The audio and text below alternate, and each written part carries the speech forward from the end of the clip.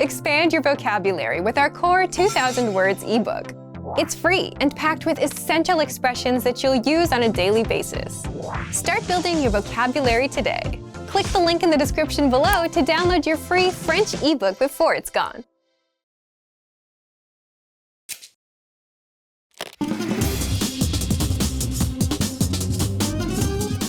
Salut, je m'appelle Ingrid. Hi everybody, I'm Ingrid. Welcome to FrenchPod101.coms, le français en 3 minutes. The fastest, easiest and most fun way to learn French. In the last lesson, we learned how to be grateful to people by saying merci. In this lesson, we'll learn some of the other most common greetings used in France. Vous êtes prêts? Are you ready? Alors, c'est parti. Let's start. The most used informal greeting is salut. Salut. Salut means hi, hello, or goodbye. We use it when we meet but also when we leave. We should only use this greeting with friends and family. And now, let's continue by discussing the formal way to greet people. The one you are probably used to hearing is bonjour, bonjour. Literally, bonjour means good day. However, we may also interpret it as good morning or good afternoon. As a rule of thumb, we can use bonjour only during the daytime, from morning until evening. During the evening, we say bonsoir, bonsoir. Soir is French for evening, so bonsoir means good evening. Bonjour and bonsoir are used when we meet someone, but when we leave, we don't say them again. In this formal situation, French people use au revoir, au revoir. Au revoir means goodbye. Finally, in French, we have an expression meaning see you soon that can be considered both formal and informal. À bientôt. À bientôt. Now, you can greet people in many different ways in French. Let's review them all again. When meeting someone informally, we say salut. When meeting someone formally, we say bonjour or bonsoir. When living in a formal situation, au revoir. When living, no matter whether it's formal or informal situation, à bientôt. It's easy, isn't it? Now it's time for Ingrid's insights. In formal situation, French people commonly greet each other by shaking hands. On the other hand, if we meet someone we are really friends with, we kiss each other on both cheeks. Don't be afraid to do it with your French friends, it's normal. During the next lesson, we'll learn the meaning of the phrase Parlez-vous anglais? Do you already know it? We'll be waiting to talk about it with you in our next Le français en 3 minutes lesson. À bientôt!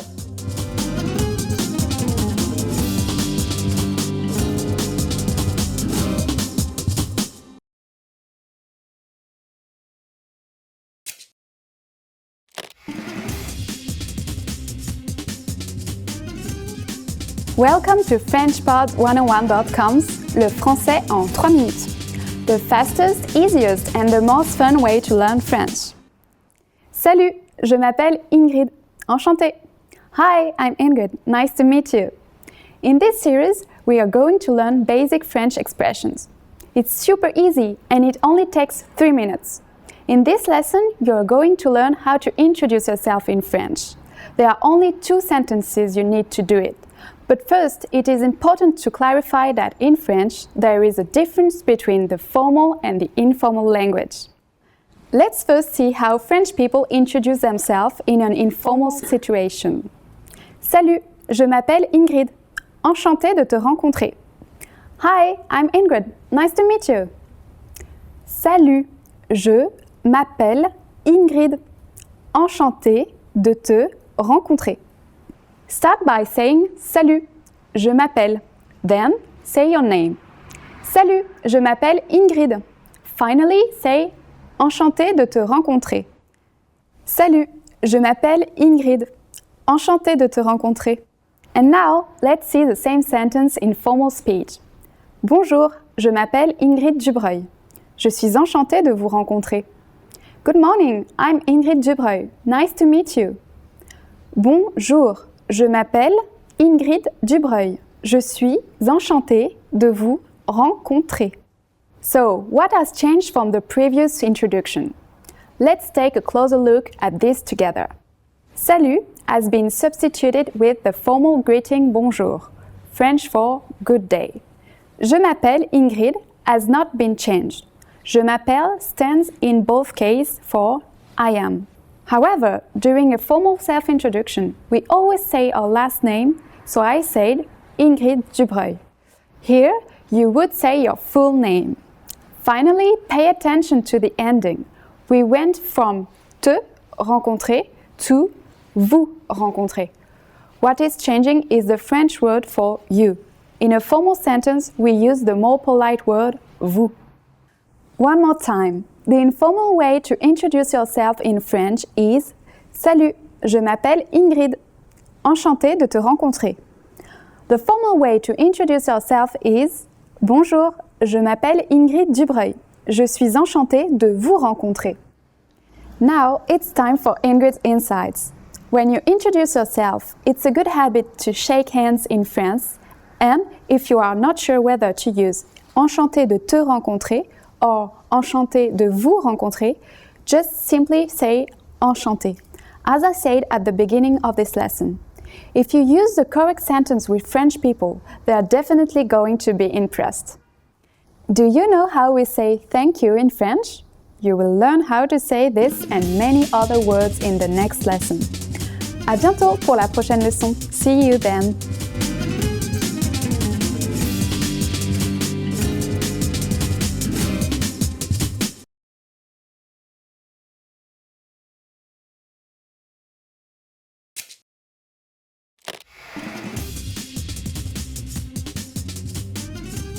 Salut, je m'appelle Ingrid. Hi everybody, I'm Ingrid. Welcome to FrenchPod101.com's Le français en 3 minutes.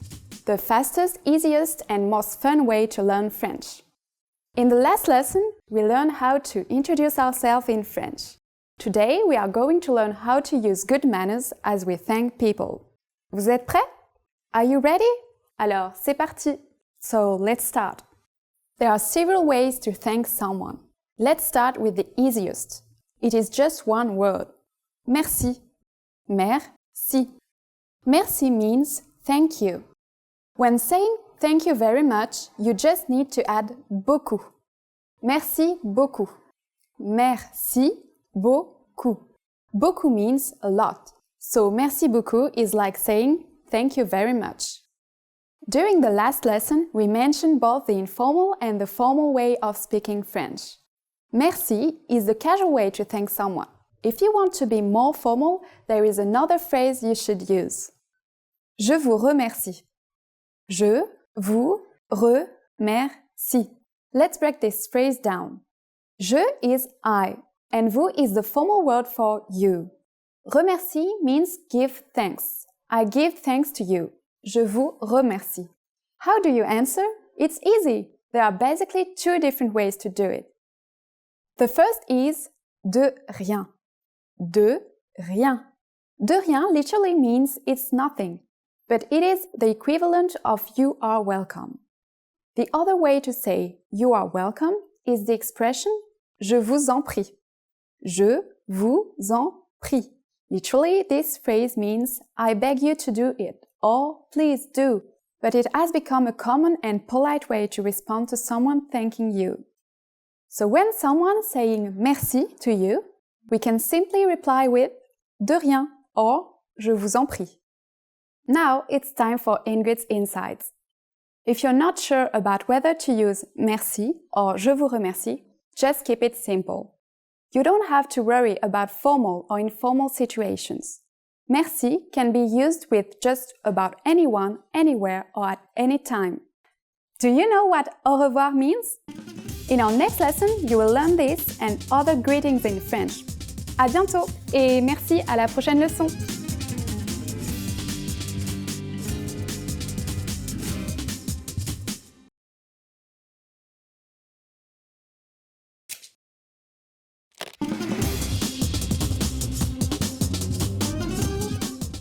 Salut, je m'appelle Ingrid. Hi everybody, I'm Ingrid. Welcome to FrenchPod101.com's Le français en 3 minutes. the fastest, easiest, and most fun way to learn French. In the last lesson, we learned the most common forms of greetings in French. Do you remember them? In this lesson, we are going to learn a very useful phrase. Do you speak English?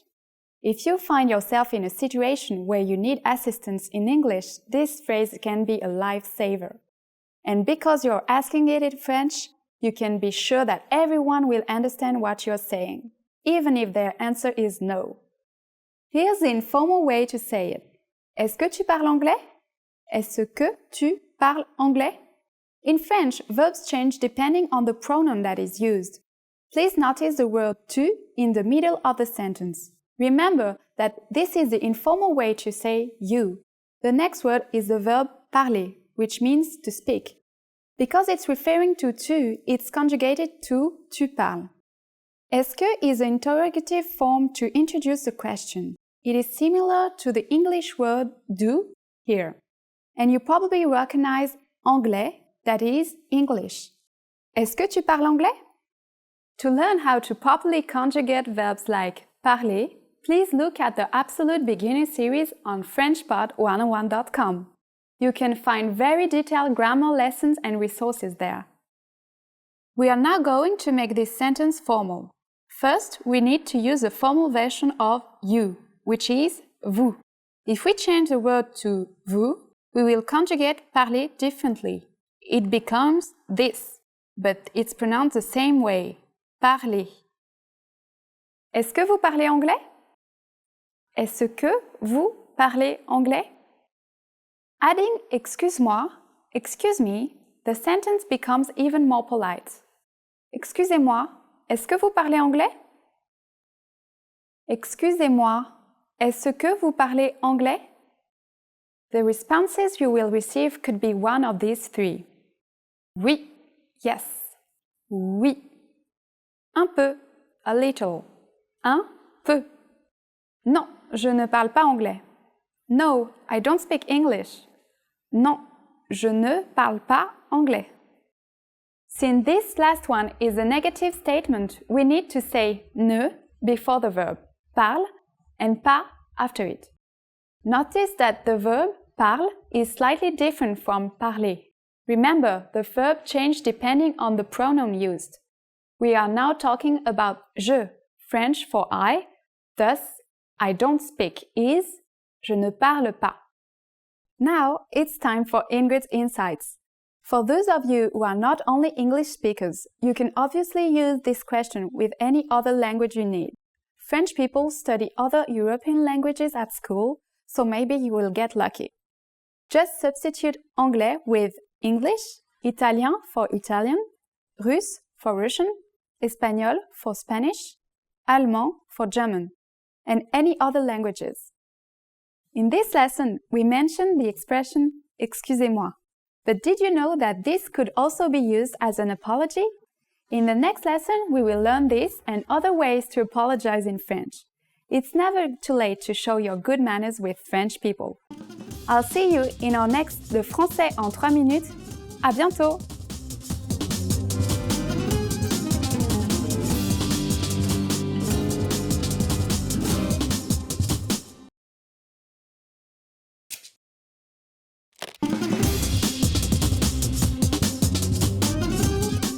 Salut, je m'appelle Ingrid. Hi everybody, I'm Ingrid. Welcome to FrenchPod101.com's Le Français en 3 minutes, the fastest, easiest, and most fun way to learn French. In the last lesson, we learned the phrase Excusez-moi. Est-ce que vous parlez anglais? Excuse me, do you speak English? We mentioned the word Excusez-moi, which means excuse me, in formal French. In this lesson, we are going to learn how to use Excusez-moi and other words when apologizing in French. We should use excusez-moi in formal situations, such as when you are ordering something in bars or restaurants. For example, excusez-moi, un café s'il vous plaît. Excuse me, a coffee please. Excusez-moi, un café s'il vous plaît. We can also use it when asking a question. Excusez-moi, où est la Tour Eiffel? Excuse me, where is the Eiffel Tower? Excusez-moi, où est la Tour Eiffel? Sometimes we also hear people saying s'il vous plaît, which means the same thing when you want to draw somebody's attention. We always use this phrase in formal speech. S'il vous plaît. The informal way to say excuse me is excuse-moi. Excuse-moi. Just like excusez-moi, we can use excuse-moi when asking a question or when apologizing. We can also use the word pardon. You might hear this phrase translated as forgive me in English, but it's not formal or strong at all. French people use it in very casual situations. All of these phrases can be used for either excuse me or I'm sorry. But if you really want to apologize for something, it might be better to use a different phrase. That phrase is je suis désolé. It means I am sorry, and can be used in both formal and informal situations. Je suis désolé. First, we have the familiar je or I. Next, we insert the French word for to be, être. When this is conjugated for je in French, it is suis. Finally, we have the adjective désolé, meaning sorry. Je suis désolé. Now it's time for Ingrid's insights. Please remember that in France, if you accidentally bump into someone, we don't say I'm sorry. Je suis désolé. Instead, we say excusez-moi, excuse me, or pardon, forgive me. Are you able to count in French? In the next lesson, we will learn the numbers in French from 1 to 10. I'll be waiting for you in the next lesson, le français en 3 minutes. À bientôt pour la prochaine leçon.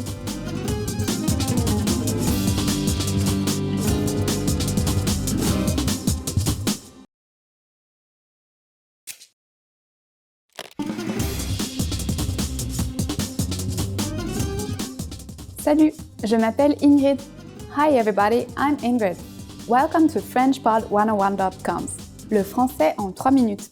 The fastest, easiest, and the most fun way to learn French. In the last lesson, we learned some words used when apologizing in French, including excusez-moi and je suis désolé. In this lesson, we are going to learn numbers in French. Yes, numbers, les nombres, from 1 to 10. And you are going to learn them in only 3 minutes. 3 minutes. Are you ready? Let's start. 1. 1, 2, 2, 3, 3, 4, 4, 5,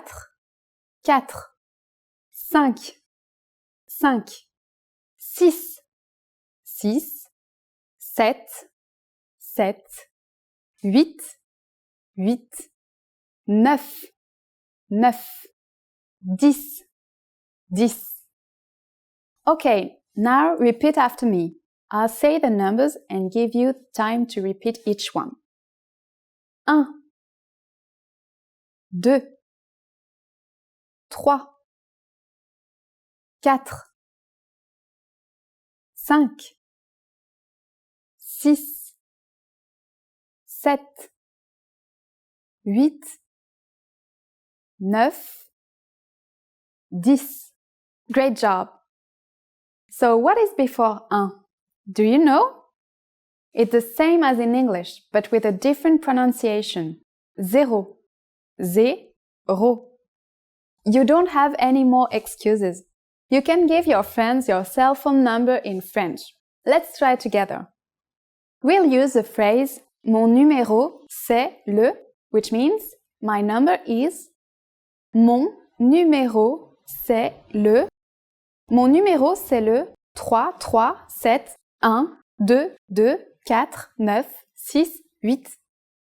Can you read it by yourself? 3 3 7 1 2 2 4 9 6 8.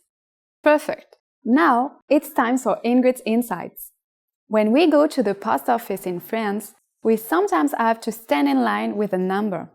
When it's your turn to check out, they scream numéro 1, numéro 10, and so on.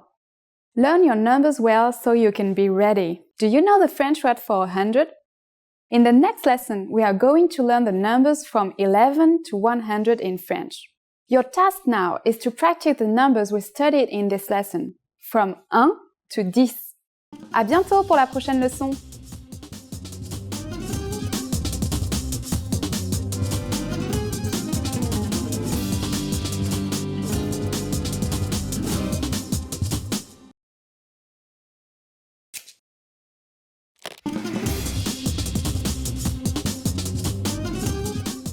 Salut, je m'appelle Ingrid.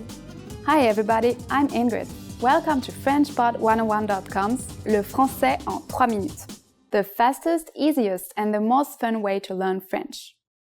In the last lesson, we learned the numbers from 1 to 10. Have you forgotten?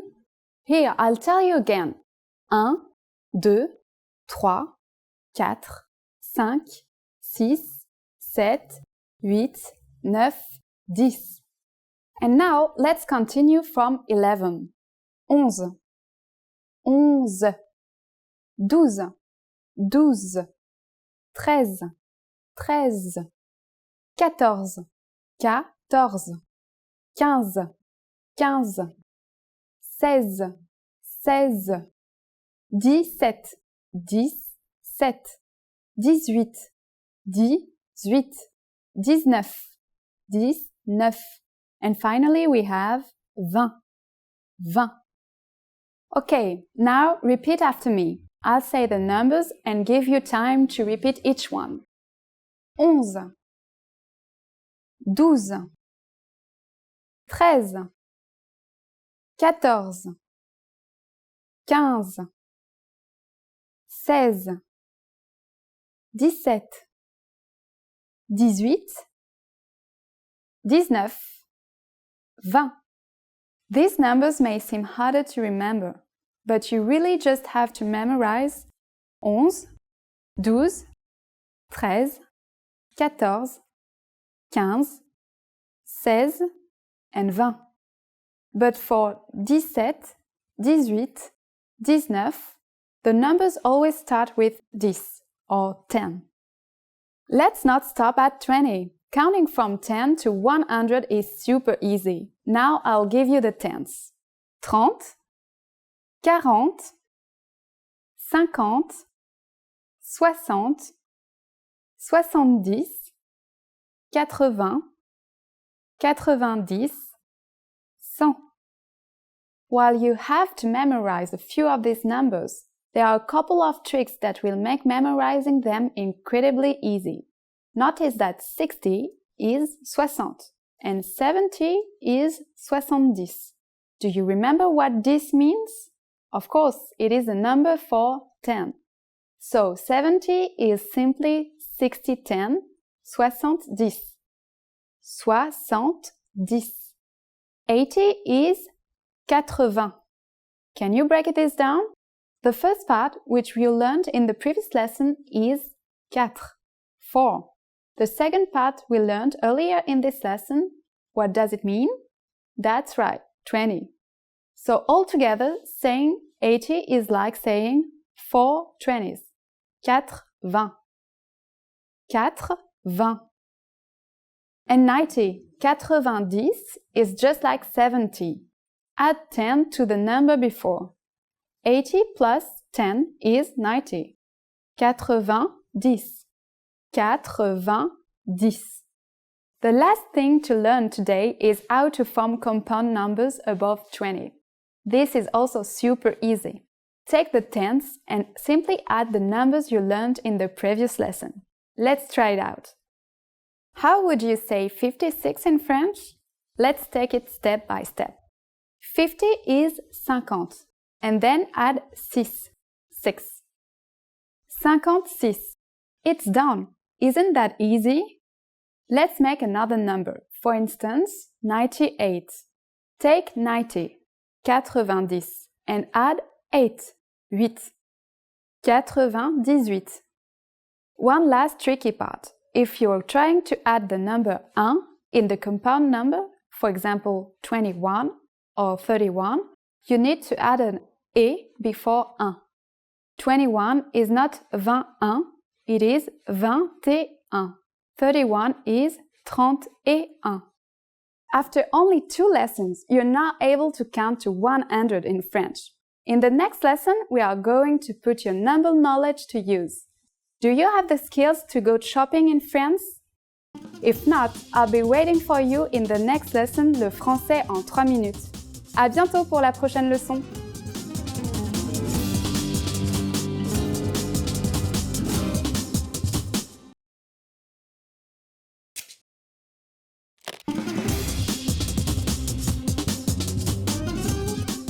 Salut, je m'appelle Ingrid. Hi everybody, I'm Ingrid. Welcome to FrenchPod101.com's Le français en 3 minutes. The fastest, the easiest and the most fun way to learn French. In the last lesson, we learned how to count in French. I hope you spent some time practicing the numbers because they will come in handy today. We are going to learn how to go shopping in France. Before we go, you need to know how to say how much is it? Combien ça coûte? Combien ça coûte? Are you ready to go shopping in France? Let's go! You see something you like and want to ask the shop clerk how much it costs. The first thing to say to a shop clerk is, Excusez-moi. Do you remember what that means? Excuse me. Excusez-moi, combien ça coûte? Excusez-moi, combien ça coûte? If you want to be more specific when asking how much is it and refer to a certain type of object, we first need to drop the word ça. Next, we need to know if the object is a feminine or masculine object. If it is masculine, add ce when referring to it, or cette for a feminine object, and then say the noun. For example, hat is a masculine word. Chapeau. Excusez-moi, combien coûte ce chapeau? Excuse me, how much is that hat? Excusez-moi, combien coûte ce chapeau? And skirt is a feminine noun. Jupe. Excusez-moi, combien coûte cette jupe? Excuse me, how much is this skirt? Excusez-moi, combien coûte cette jupe? At this point, the shop clerk can answer by saying ça coûte, ça fait, or c'est. For example, ça coûte 39 euros. Ça fait 39 euros. Or, c'est 39 euros. What number is 39? I'm not telling you. Okay, it's 39. It costs 39 euros. Now it's time for Ingrid's insights. A quicker way to ask how much is c'est combien, which literally means how much. Even when you ask for a coffee, you can ask the cashier, un café c'est combien s'il vous plaît? One espresso please, how much is it? At this point, can you count euros in French? We are going to learn how to do this and much more in the next lesson. I'll be waiting for you in our next lesson, le français en 3 minutes. À bientôt pour la prochaine leçon!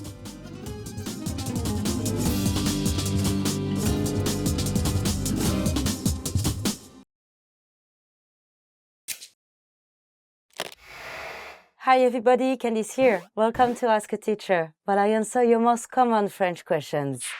The question for this lesson is, how do I express doubt or uncertainty? In English, we usually use modal verbs to express doubt or uncertainty, like might or would. French, however, doesn't have modal verbs. You have to use completely different constructions. Let's start with might, as in I might go to the party. The easiest way to do this is to simply add the adverb peut-être, meaning maybe. So you would get je vais peut-être à la fête. Another way to say might or may is to use il se peut que plus the subjunctive. For example, il se peut que la voiture soit en panne, meaning it is possible that the car is broken down, or the car might be broken down. But be careful, if you want to say something might have happened in the past, you have to use past subjunctive. So, for example, il se peut que je l'ai lu. This means I might have read it, or it's possible that I've read it. Let's move on to could and take the sentence I could eat a whale. In this case, you're speaking about something you could do in the future. So you use the conditional of the verb can, which is pouvoir. And you get je pourrais manger une baleine. But let's say you want to talk about something you could have done in the past. In this case, you would use pouvoir in the past perfect. For example, j'aurais pu manger une baleine, meaning I could have eaten a whale. Now, let's look at would. You probably already know this form in the present tense. For example, je voudrais le croque-monsieur. I would like the croque-monsieur. This is the conditional present. You may also remember it from a previous lesson about if statements. For example, on partirait si vous étiez prêt, meaning we would leave if you were ready. This is case 2, an unlikely situation that could come true if something else happened first. If you want to say that you would have in the past, then just conjugate the verb in the conditional perfect. For example, j'aurais voulu un croque-monsieur, meaning I would have liked a croque-monsieur. Finally, let's talk about should. Should is conjugated as the conditional of the verb devoir, meaning to have to or must. Then you add the infinitive of the verb that you should have done. For example, je devrais manger, meaning I should eat. Or on devrait partir, meaning we should leave. This is a very helpful construction. So make sure to memorize the conditional present tense of devoir. If you want to talk about something you should have done, conjugate devoir in the conditional perfect. I should have eaten would be j'aurais dû manger. We should have left would be on aurait dû partir. You should have memorized it would be vous auriez dû le mémoriser. And that's it. I hope that helped. If you have any more questions, please leave them in the comments below and I try to answer them. À bientôt. See you soon.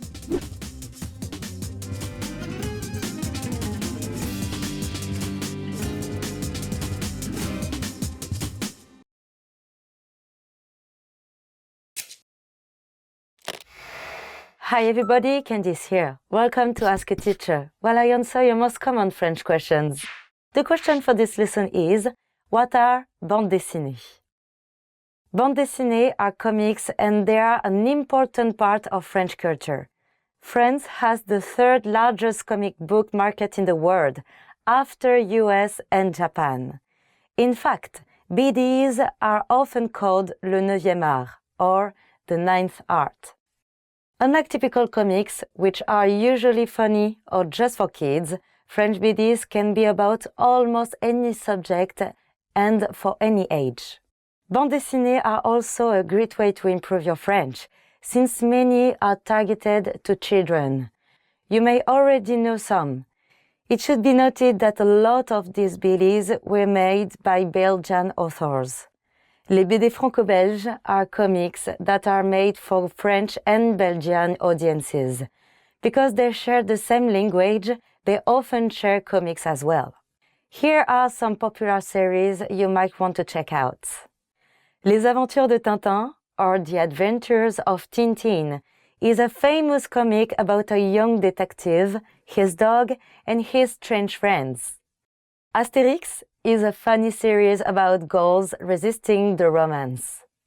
There's also the Smurfs, or as they're known in France, les Schtroumpfs, were created in Belgium. A more recent comic is Le bleu est une couleur chaude.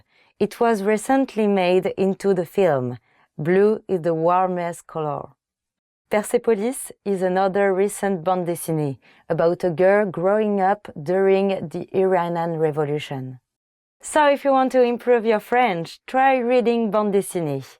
It will help you with French grammar, vocab, and culture while reading interesting stories.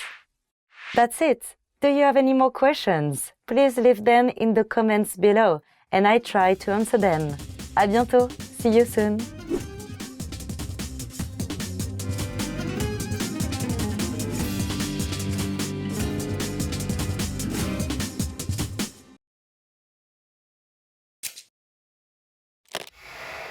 Hi everybody, Candice here. Welcome to Ask a Teacher, where I answer your most common French questions.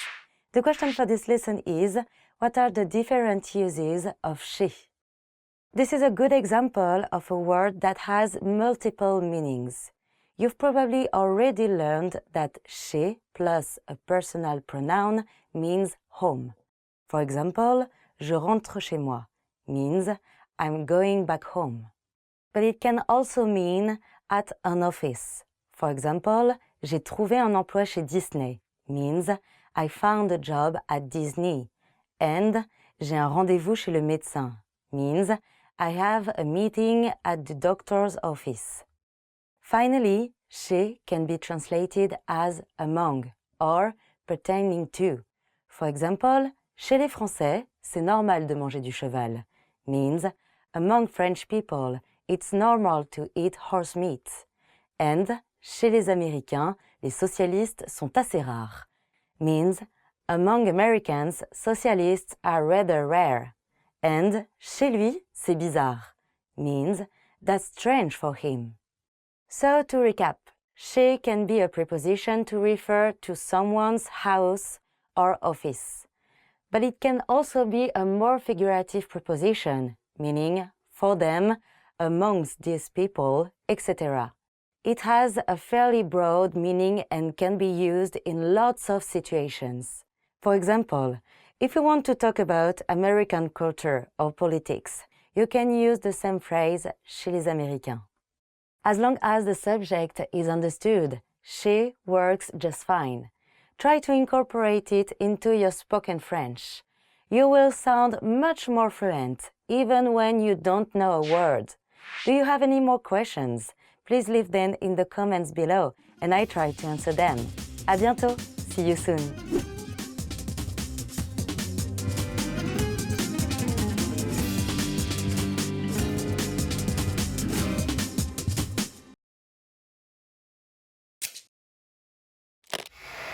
Hi everybody, Candice here. Welcome to Ask a Teacher, where I answer your most common French questions. The question for this lesson is, why are French words spelled so differently from how they are pronounced? French spelling and pronunciation may be one of the biggest stumbling blocks for French learners. And there are lots of reasons why French words look so different from how they are pronounced. The main reason is history. The French language is often called a mix between Latin, from the Romans, and Gaulish, the ancient language of Gaul, or modern-day France and Belgium. Latin was used as the writing system, but over time, as more people became literate, French also became a written language. The only problem was that there was no standardized way of spelling. Guérir, to heal, was sometimes spelled with an A. Fromage was sometimes spelled like this. François was famously spelled with a Y. And remember that many of the people who could read and write also knew Latin. So when l'Académie Française was tasked with standardizing French, there was a big debate. Should French be spelled the way it sounds, or should it show its Latin roots? For this reason, it might feel like you are only pronouncing half a word. This is to show its Latin origins, which were once pronounced. Or just as important, the pronunciation might have changed while the spelling stayed the same. For example, the en ending of third-person plural verbs used to be pronounced. Now it's silent and just sounds like the third-person singular. It also led to some interesting spelling innovations. For example, the circumflex. This accent means that an S used to follow the letter. Fête used to be fest or feast. Bête used to be best or beast. So the short answer is that oral language changes while spelling often stays the same. However, in 2016, the Academy made spelling reforms. If you pay attention, you can see language changing all the time. Do you have any more questions? Please leave them in the comments below and I try to answer them. À bientôt! See you soon!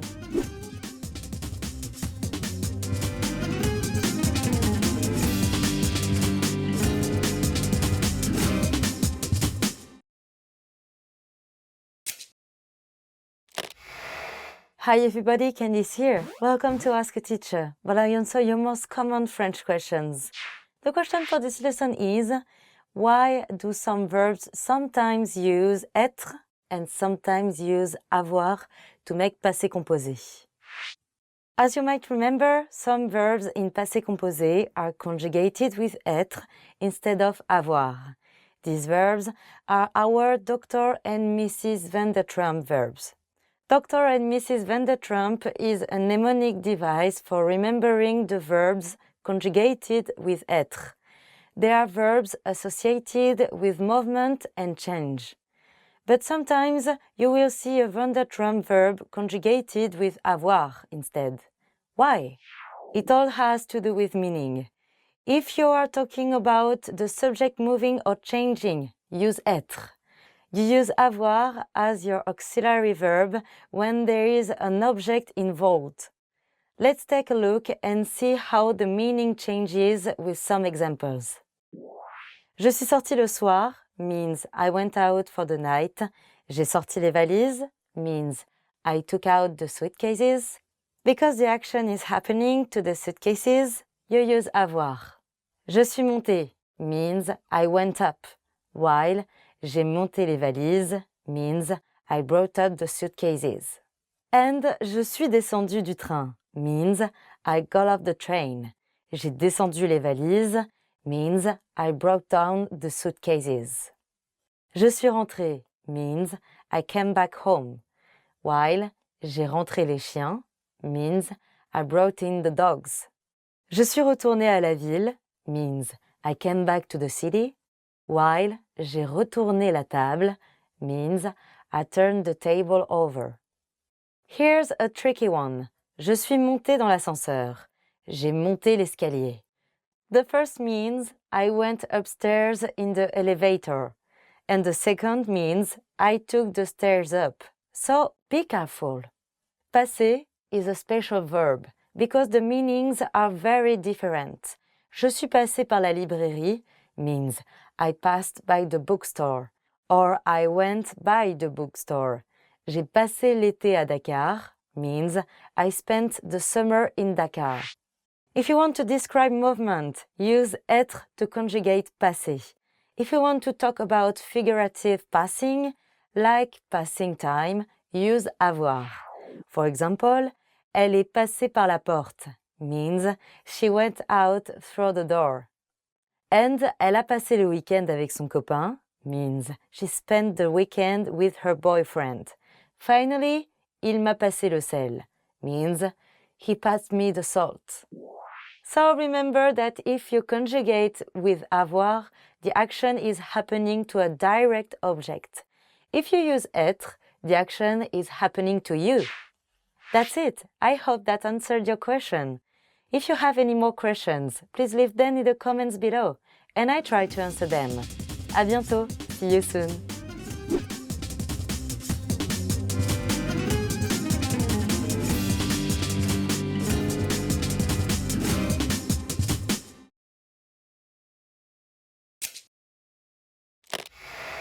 Hi everybody, Candice here. Welcome to Ask a Teacher, where I answer your most common French questions. The question for this lesson is, what are some good recommendations for studying French through movies and music? You could write a book to answer this question, but we'll try to be short. France has been at the heart of movie culture since the beginning of cinema. Nouvelle Vague, or New Wave, was an art movement in the 50s and 60s. François Truffaut was one of its most important metteurs en scène, or directors. The 400 Blows, or Les 400 Coups, and Stolen Kisses, or Baiser volé, are some of the films he made about one character, Antoine Douanel, from childhood to adulthood. And they used the same actor from when he was a boy until he was an adult. The Battle of Algiers or La Bataille d'Alger is actually an Italian film, but it's about France's loss of their colony Algeria. It's a very intense film and stars some people who were actually involved in the Algerian War. If you want to learn more about the north of France, check out Welcome to the Sticks or Bienvenue chez les Ch'tis. This is a more recent comedy and plays heavily on northern stereotypes, so take it with a grain of salt. Hate or La Haine is another very intense film. It takes place in the suburbs or banlieue of Paris. Another good film that takes place in Les Banlieues is Girlhood or Bande de Filles. It follows a teenage girl growing up in the suburbs. You might want to relax a bit after watching these intense films. For that, I would recommend Le Fabuleux Destin d'Amélie Poulain, which is also known as Amélie. This is a very popular movie from France and is known for its romantic portrayal of Paris. Another fun film is Children of Paradise, or Les Enfants du Paradis, an old movie about a very talented mime. For music, we'll go over some of the major French stars. Serge Gainsbourg is like the Bob Dylan of France, but with a great love for controversy. In his songs, he covers everything: the 60s, his love affairs with the most beautiful woman in France, reggae, his daughter. He also sings about World War II, which, as a young Jewish boy, he spent hiding in an orphanage. You might already know Edith Piaf's music from the film Inception. A film was also made about her life called La Môme, better known as La Vie en Rose. If you like more modern music, I recommend NTM, a famous rap group. Java is another rap group, though it is not as hardcore as NTM. Dionysos is an indie band that often collaborates with the French singer Olivia Ruiz. And Noir Désir is a good start if you're interested in French rock. But whatever you like, music is a great way to connect with other people. So look around and listen to lots of music. You'll be studying French without even realizing it. If you have any more questions, please leave them in the comments below, and I try to answer them. À bientôt! See you soon!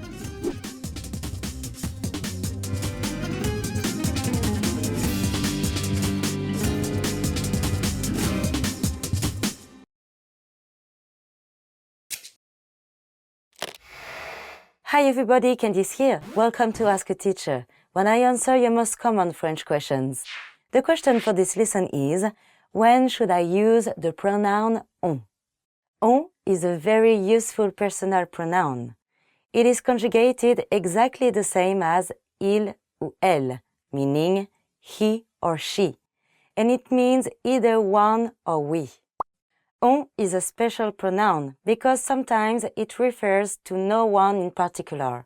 In English, we might translate it as the general one. For example, à Paris, on peut voir les anciennes maisons d'écrivains célèbres.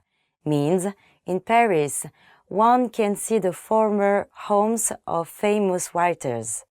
Because on is used in an indeterminate way, it's very important in making the passive voice. For example, on m'a dit de partir, meaning I was told to leave. Or, on a trouvé un portefeuille, meaning a wallet was found. But more commonly, on is used to mean we. It's actually less formal than using nous. And it connotes that on is a group or une bande in French, so it's more friendly and familiar. Because it's conjugated like il ou elle, it's also easier to conjugate than nous. For example, on est allé au cinéma et on a vu la nouvelle comédie.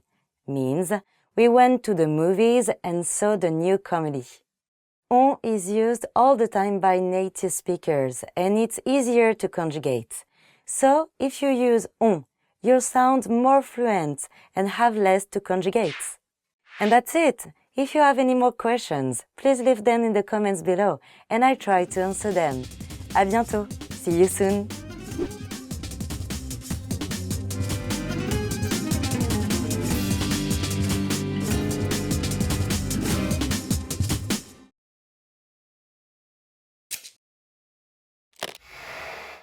Hi everybody, Candice here. Welcome to Ask a Teacher, where I answer your most common French questions. The question for this lesson is, how does the French school system work and what is the baccalauréat? Le baccalauréat is an exam that students can take at the end of their secondary education. Taking the exam will give you a diploma that shows your skill level of certain subjects. Le baccalauréat, or le bac, is also required in order to go into a university. There are three different types of baccalauréat: le baccalauréat général, le baccalauréat technologique, and le baccalauréat professionnel. Le baccalauréat général is further split up into series, kind of like majors. You can pursue le baccalauréat économique et social, ES, le baccalauréat littéraire, L, or le baccalauréat scientifique, S. This prepares students to enter universities. Le baccalauréat technologique has 8 series and prepares students for working in laboratories, management, or applied arts. Many students go on to study these subjects at university. Le baccalauréat professionnel prepares students to begin working immediately. You can specialize in over 80 different subjects, like industrial maintenance or electric systems. Le bac is scored out of 20, like all French exams. A 10 is a passing grade. A 12 or 13 is assez bien, or satisfactory. 14 or 15 is bien, or good. And 16 or above is très bien, very well done. Le baccalauréat takes a long time to complete. If you take le baccalauréat général série scientifique, you will have to sit for 12 exams total. And some of the exams are 4 hours long. Because of this, students spend their last 2 years preparing for le bac. The school system up until university is quite different from the US system. We'll go through them in chronological order. École maternelle is preschool and starts at age 2 to 5. CP is first grade and the first year of école élémentaire. CE1, CE2, CM1, CM2. Sixième is similar to 6th grade. In France, it is the first year of collège, or middle school. Cinquième, quatrième, troisième. Seconde is the first year of lycée, or high school. Première is when students would begin studying for le bac. This is the year they would take les épreuves anticipées, exams that everyone takes. Terminale is the last year of lycée. Students spend this year studying for the specific type of bac they want to take. If you are a high school student who is dreaming about attending a French university, you're in luck. You don't have to take the bac to apply. You just have to take a French language exam. And that's it. Do you have any more questions? Please leave them in the comments below and I try to answer them. À bientôt. See you soon.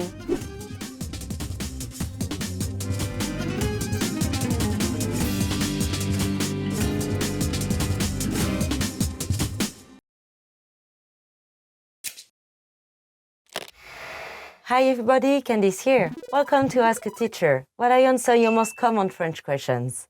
The question for this lesson is, how do I form the future tenses and when should I use them? There are 2 future tenses in French, the futur proche and futur simple. Proche means near.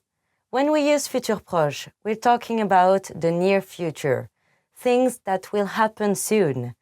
Conjugation is easy. We use the present tense of aller, to go, and then add the infinitive. So the verb nager, to swim, becomes je vais nager, meaning I'm going to swim. Tu vas nager, meaning you're going to swim. Il va nager, meaning he's going to swim, and so on. To make the future simple, we add the stem plus the ending. The verb stem for et and ir verbs is just the infinitive. So the verb stem for nager is nager. The verb stem for finir, to finish, is finir. For re verbs, we drop the i. So vendre becomes vendre. The endings are very similar to the present conjugation of avoir. They're always the same est, a, on, et, on. However, there are irregular stems which you will have to memorize. We go through the most important ones now, saying the verb, its stem, a sample conjugation, and its translation. Aller, ir, j'irai, I will go. Être, ser, tu seras, you will be. Avoir, aur, il aura, we will have. Pouvoir, pour, nous pourrons, we will be able to. Vouloir, voudre, vous voudrez, you will want to. Venir, viendre, elles viendront, they will come. Savoir, saur, je saurai, I will know. Faire, faire, tu feras, you will do or make. Envoyer, envers, elle enverra, she will send. Okay, so which one should you use? You'll use the futur proche for the near future and futur simple for things that are further in the future. If you are going to go swimming right after this lesson, use futur proche. Je vais nager. If you will swim in the ocean on your vacation in Barcelona, use futur simple. Je nagerai dans la mer. Futur simple is also used in some forms, like if statements. But we will cover those in later lessons, so don't worry about it now. If you use mostly futur proche when speaking, you'll be just fine. Do you have any more questions? Please leave them in the comments below, and I try to answer them. À bientôt. See you soon.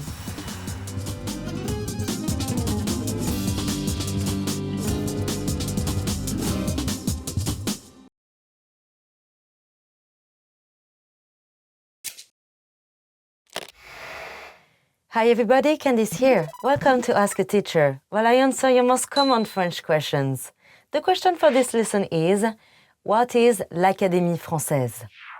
L'Académie Française, or the French Academy, is the foremost authority on the French language. They are the ones that decide the standards and rules or norms of the French language. The people who make up the Academy are known as immortals or immortels. There are famous writers, academics, and politicians who are elected for life. The Academy was founded in 1635. During the 17th century, France had a thriving salon culture.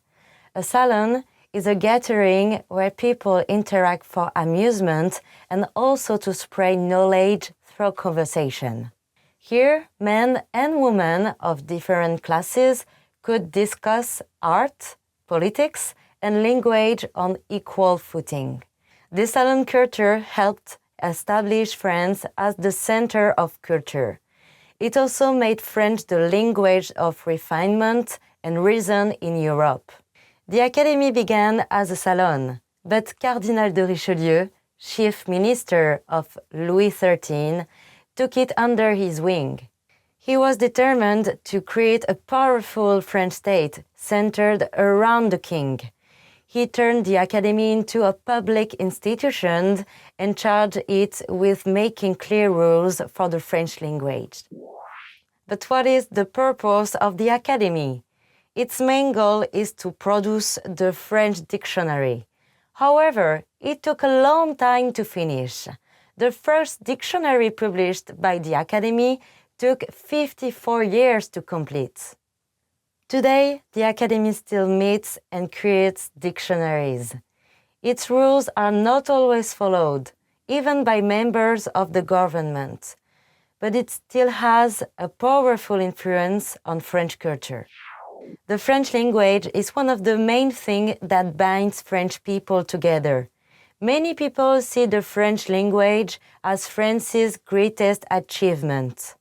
In the 20th century, Albert Camus famously said, "Ma patrie, c'est la langue française. My homeland is the French language." That said, French people were not always united in language.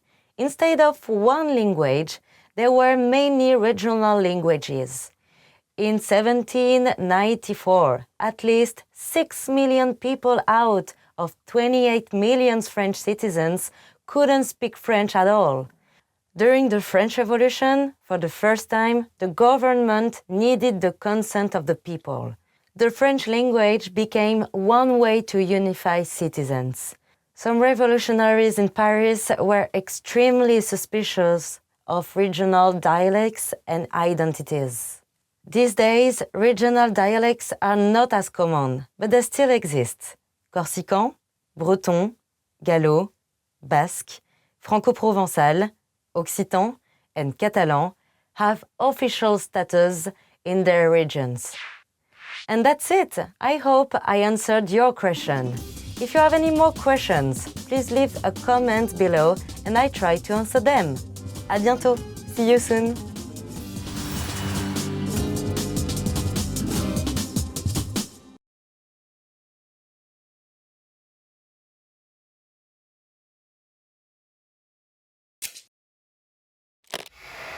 Hi everybody, Candice here. Welcome to Ask a Teacher, while I answer your most common French questions. The question for this lesson is, what are some English words that French speakers often use? There are a lot of English words that are used in spoken French, and a lot of words of foreign origin in general. However, because they are not considered proper French, they are all treated as slang. L'Académie française, or the French Academy, regularly comes up with French words to replace these foreign words, but they don't always catch on. Let's take a look at some examples. This one must be the most popular, the word OK. If you want to speak proper French, say d'accord, or its shortened form, dac. But you will hear French people say OK all the time. Here are some more examples. You can probably guess their meanings. Un weekend, un meeting, faire du jogging, faire du shopping, and stress. Clothes are commonly referred to using English words as well. For example, un pull is a pullover. Un sweat, un t-shirt, les jeans. Here's a fun fact. The English word denim actually comes from French, since denim originally came from the French city Nîmes. They were de Nîmes or from Nîmes. Technology-related words are often from English as well. For example, le Wi-Fi or Wi-Fi, cliquer or to click, blog, podcasting, the list goes on. Not that foreign words are always masculine. So a lot of times you can use an English word with a French accent and it will mean the same thing. But there are other times that they can mean a bit different. Let's go through some examples. Un mail is an email, not a letter or postmail.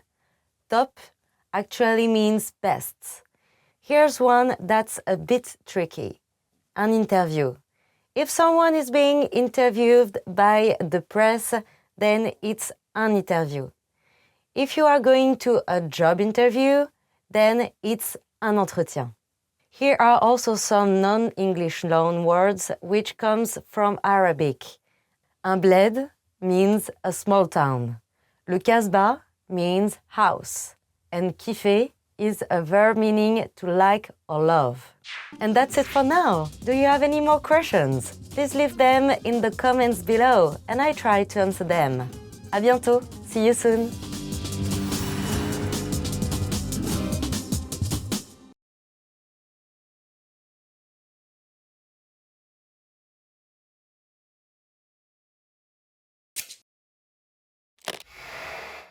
Hi everybody, Candice here. Welcome to Ask a Teacher, while I answer your most common French questions.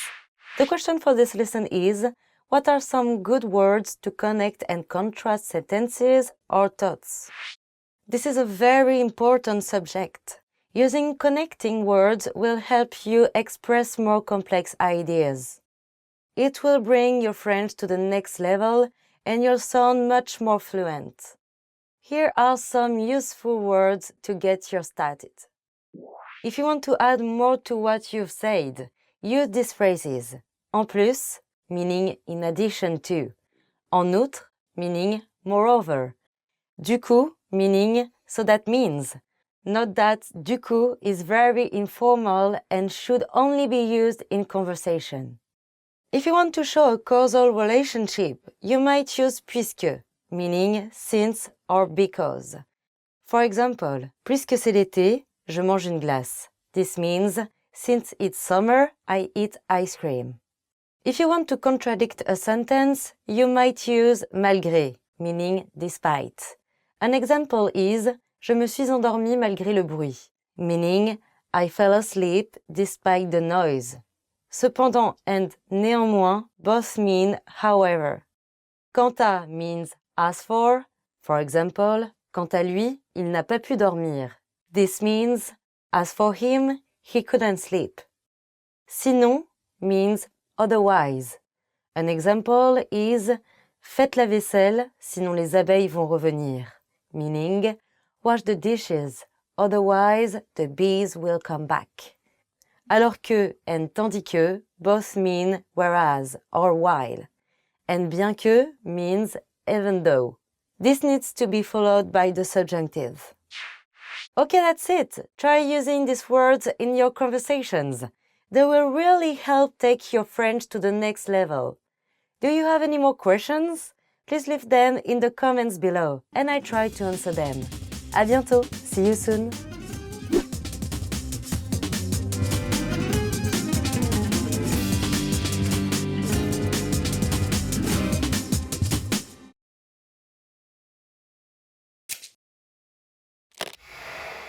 Hi everybody, Candice here. Welcome to Ask a Teacher, while I answer your most common French questions. The question for this lesson is, when do you pronounce the S in plus? You might think you should never pronounce the S in plus unless it's before a vowel. But French is an irregular language, and plus is no exception. Whether you pronounce the S in plus and whether you don't also depends on what you mean. So when do you pronounce the S? When you want to say there is more of something. For example, j'ai plus d'amis que toi means I have more friends than you. And when don't we pronounce the S? When we are using plus in a negative sense. So if you want to say no longer, we say ne plus. For example, nous ne sommes plus amis, meaning we are no longer friends. So when you have more of something, add an S. When you are missing something, lose the S. This is helpful because French speakers often drop ne in negative constructions. So if someone says j'ai plus d'animaux, you will know they mean they have more animals. If they say j'ai plus d'animaux, you know that they no longer have any animals. That's it. Easy, right? Do you have any more questions? Please leave them in the comments below and I try to answer them. À bientôt, see you soon.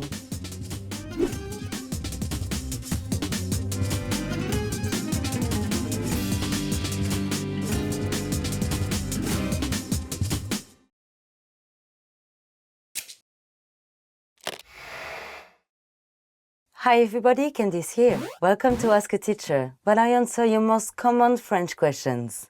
The question for this lesson is, when should I use the subjunctive? Le subjunctive can be difficult for English speakers, since English doesn't really have a subjunctive mood. Luckily, conjugating the subjunctive is pretty easy. The endings are always the same, but there are some irregular stems. We'll go over some of the irregular stems in this lesson so you can get used to them. So when do we use the subjunctive? We use the subjunctive after expressions like craindre de, to fear, aimer que, to like, détester que, to hate, souhaiter que, to wish, douter que, to doubt, sembler que, to seem, and falloir que, to have to or must. What do these expressions have in common? They express fear, a wish, command, and uncertainty. Things like this are what we have subjective feelings about. Okay, let's look at some examples. Je suis content que tu sois content, meaning I'm happy that you're happy, is a feeling, and je veux qu'il le fasse, meaning I want him to do it, expresses a will or desire. There are a few things to note here. One, we need two subjects for the subjunctive. One person wanting, wishing, fearing, or demanding another person to do something. Second, take a look at this sentence. Elle ne pense pas que je parle français. This is where subjunctive can get tricky. She doesn't think that I can speak French, meaning she doubts that I can. If she thinks I can, then there is no attitude of doubt. In this case, we don't use the subjunctive. So, ne pas penser que, to not think, uses the subjunctive, whereas penser que, to think, doesn't. Do people use the subjunctive in spoken French? This is a tough question. In written French, you must use the subjunctive when necessary, but in spoken French, it's not so common. However, if you want to speak proper, elegant French, then definitely use the subjunctive. Do you have any more questions? Please leave them in the comments below and I try to answer them. À bientôt, see you soon.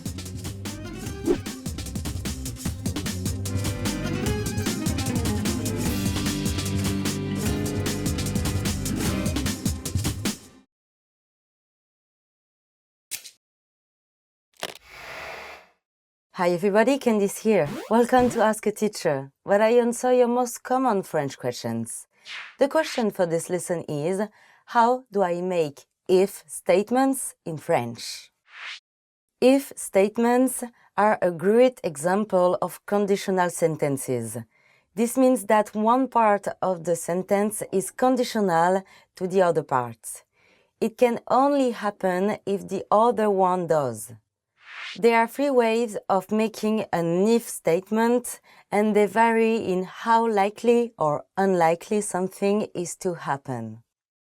First, let's talk about the most likely. To make this statement, we use the present tense or the present perfect with the future tense. If I see him, I will say hello. Si je le vois, je lui dirai bonjour. It's not certain that you will see him, but if you do, it's certain that you will say bonjour. Next, let's talk about something that is unlikely. Here, you should use the imperfect and the conditional. This form describes what would happen if the first part comes true. At the moment, it's not true, but it could be. For example, si on pratiquait, on serait intouchable. Meaning, if we practiced, we would be unstoppable. you probably remember the imperfect. You use it to describe things you used to do in the past. The conditional tense might be new to you. To form the conditional, use the same stem as the futur simple and add the imparfait endings. Easy, right? Finally, let's talk about things that are impossible. This uses the conditional perfect. This form is purely hypothetical. You're saying if things had gone differently in the past, then things would be this way. For example, si j'avais écouté ma mère, je n'aurais pas été dans ce pétrin. This means if I had listened to my mother, I wouldn't have been in this mess. Let's have more examples. For a situation where something would really happen if the condition is fulfilled. Si tu écoutes encore ce podcast, ton français s'améliorera. Meaning, if you listen to this podcast again, your French will improve. For a situation where the condition is yet to be fulfilled, si tu pratiquais chaque jour, ton français serait quasiment parfait. This means if you practiced every day, your French would be almost perfect. Lastly, for a condition that is impossible to alter, si tu étais né en France, tu aurais déjà parlé couramment français. This means if you were born in France, you would already speak French fluently. Okay, well, that's all for this lesson. If you have any more questions, please leave them in the comments below and I try to answer them. À bientôt, see you soon.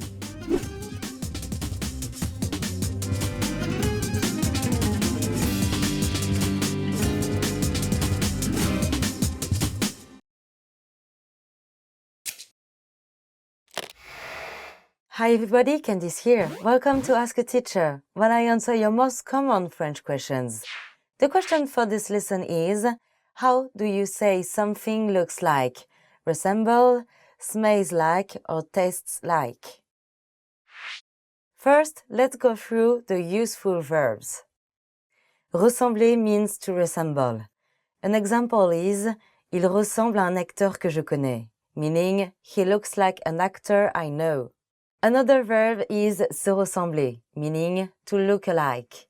Elles viennent d'autres coins du monde, mais elles se ressemblent quand même. Means they come from different sides of the earth, but they resemble each other anyway. Avoir l'air de means to seem like or to look like. An example is ce repas a l'air bon, meaning this meal looks good. Another example is cette fille a l'air un peu nerveuse, meaning this girl looks a little nervous. The verb sentir means to smell like, to taste like, or to feel like. Sentir has a lot of definitions. So let's go over this in more detail. Overall, you can think of sentir as meaning to have the feeling of. Sentir, se sentir et ressentir can be used to talk about emotional feelings and thoughts. But with sentir, the feeling can also be taste, smell, or touch. You can tell what it means by context, but it's usually used to mean to smell like. If someone walks into the room, covers their nose, and says, "Ça sent les chaussettes," you know that they mean, "It smells like socks." If someone is eating a soup and says, "Ça sent les champignons," this means it has the taste of mushrooms. If someone says this, they probably mean there is just the hint of mushrooms in the soup. The last verb is avoir le goût de, to taste like.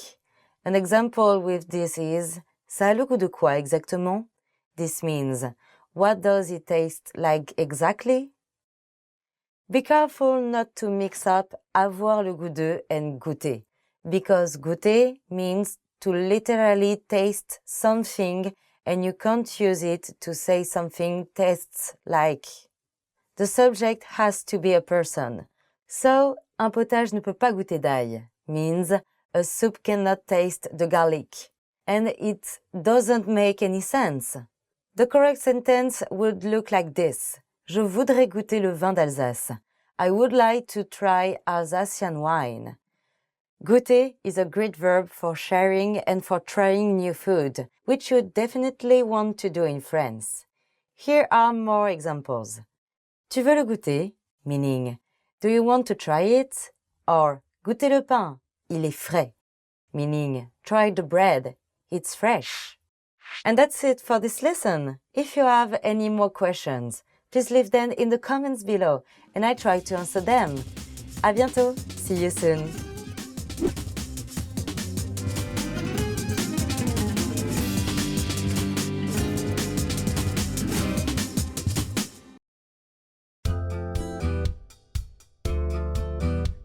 Welcome to Can Do French by FrenchPod101.com. Bonjour à tous, je suis Lia Mercier. Hi everyone, I'm Lia Mercier. In this lesson, you learn how to introduce yourself in French. This is Mark Lee, and he's on a plane to France. Hugues Henry, a passenger sitting next to him, introduces himself by saying, Hi, my name is Hugues. Nice to meet you. Bonjour, je m'appelle Hugues. Enchanté. Listen to the conversation and focus on Mark's response. Note, both Hugues and Mark use only their first names. Ready? Bonjour, je m'appelle Hugues. Enchanté. Je m'appelle Marc. Enchanté. Once more with the English translation. Bonjour, je m'appelle Hugues. Enchanté. Hi, my name is Hugues. Nice to meet you. Je m'appelle Marc. Enchanté. My name is Mark. Nice to meet you.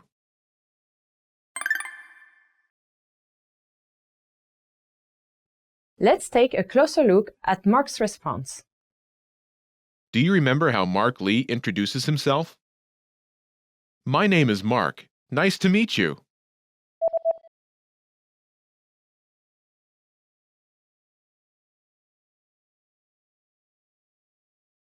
Je m'appelle Marc. Enchanté. Let's start with the expression. Enchanté. This literally means enchanted, but it translates as nice to meet you. Enchanté. Enchanté. Do you remember how Mark Lee says, My name is Mark?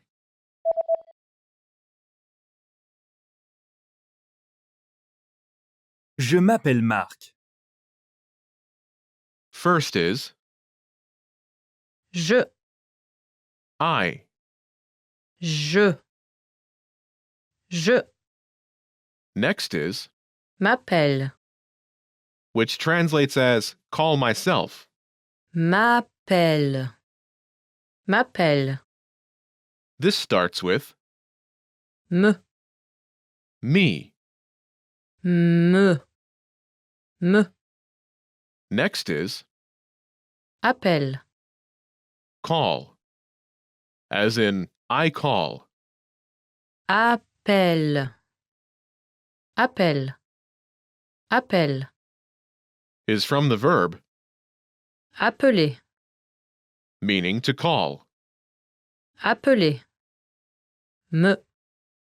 Is contracted with Appelle. to form. M'appelle. Together, Je m'appelle. literally means I myself call, but it translates as my name is. Je m'appelle. Next is the name Marc. Mark. Marc. Marc. Together it's Je m'appelle Marc. my name is Mark. Je m'appelle Marc.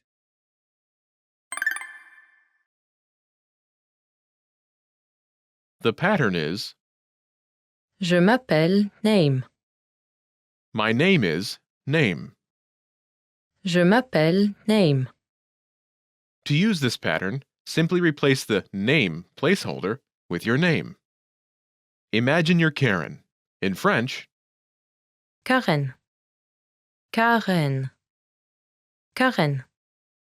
say, My name is Karen. Ready?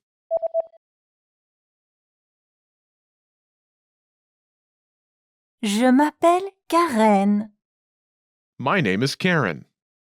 Je m'appelle Karen.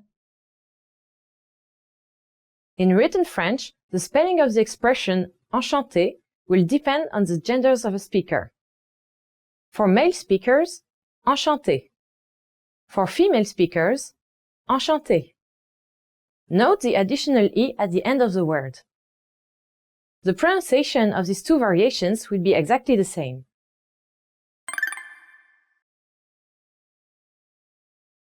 Let's look at some more examples. Listen and repeat or speak along with the native speakers. Je m'appelle Hugues. Enchanté. Je m'appelle Hugues. Enchanté. Je m'appelle Marc.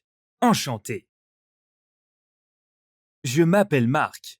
Enchanté. Je m'appelle Karen. Enchantée. Je m'appelle Karen.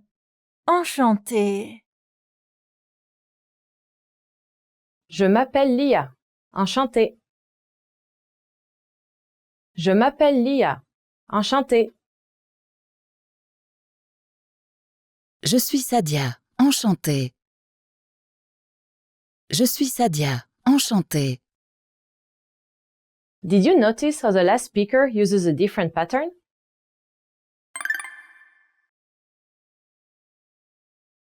She says, Je suis Sadia, enchantée. I'm Sadia. Nice to meet you. Je suis Sadia, enchantée. First is Je.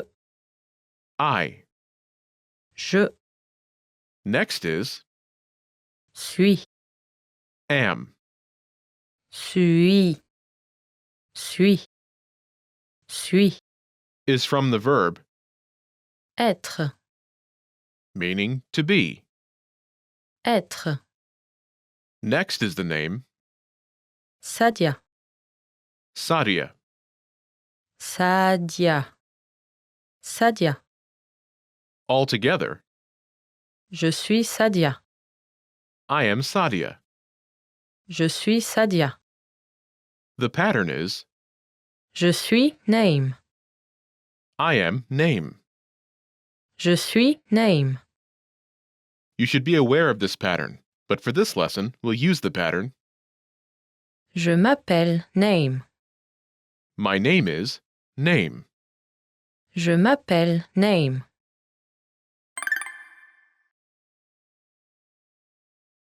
Let's review the key vocabulary. Bonjour. Hi, Bonjour. Bonjour.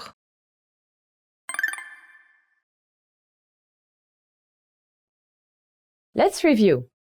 Respond to the prompts by speaking aloud. Then repeat after me, focusing on pronunciation. Ready? Do you remember how to say I?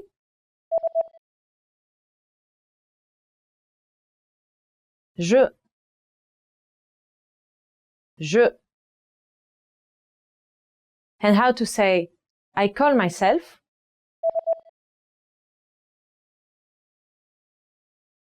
Je m'appelle.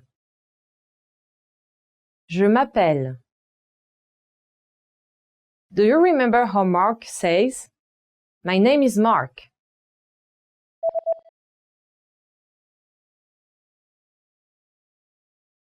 Je m'appelle Marc. Je m'appelle Marc. Do you remember how to say, Nice to meet you?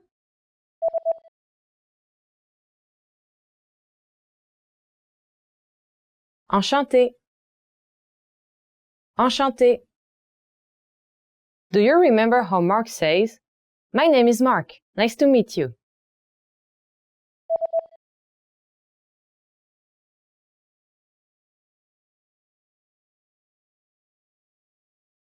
Je m'appelle Marc. Enchanté.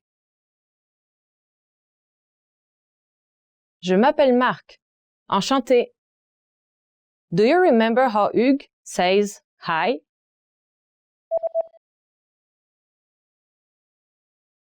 Bonjour.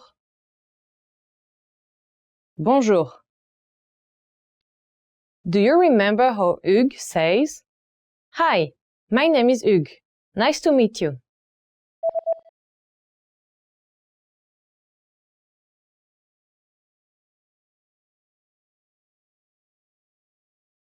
Bonjour, je m'appelle Hugues. Enchanté.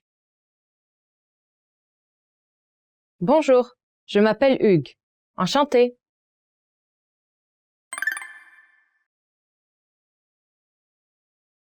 Let's practice. Imagine you're Karen. Karen. Respond to Hugues' self-introduction. Ready? Bonjour, je m'appelle Hugues. Enchanté.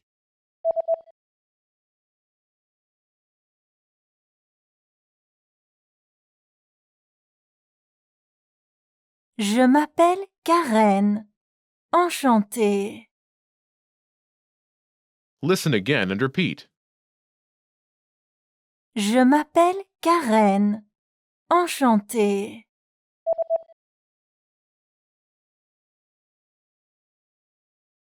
Je m'appelle Karen. Enchantée. Let's try another. Imagine you're Sadia. Sadia. Ready? Bonjour, je m'appelle Hugues. Enchanté.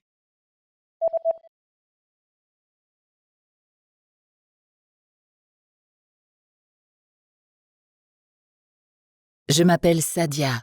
Enchantée. Listen again and repeat. Je m'appelle Sadia. Enchantée.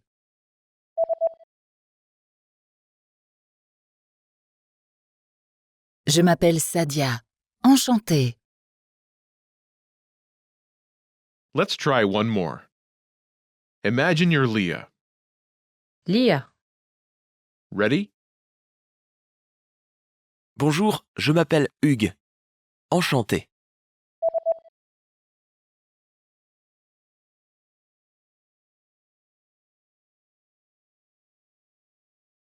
Je m'appelle Leah. Enchantée. Listen again and repeat. Je m'appelle Leah. Enchantée.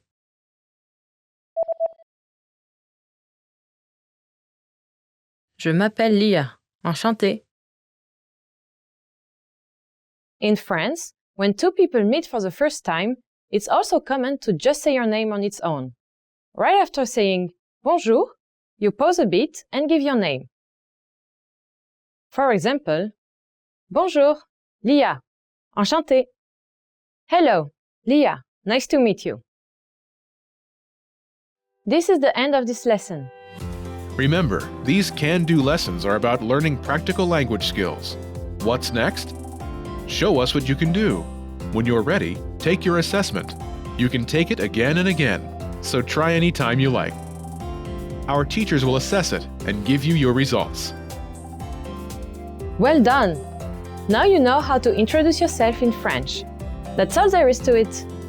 Keep practicing and move on to the next lesson.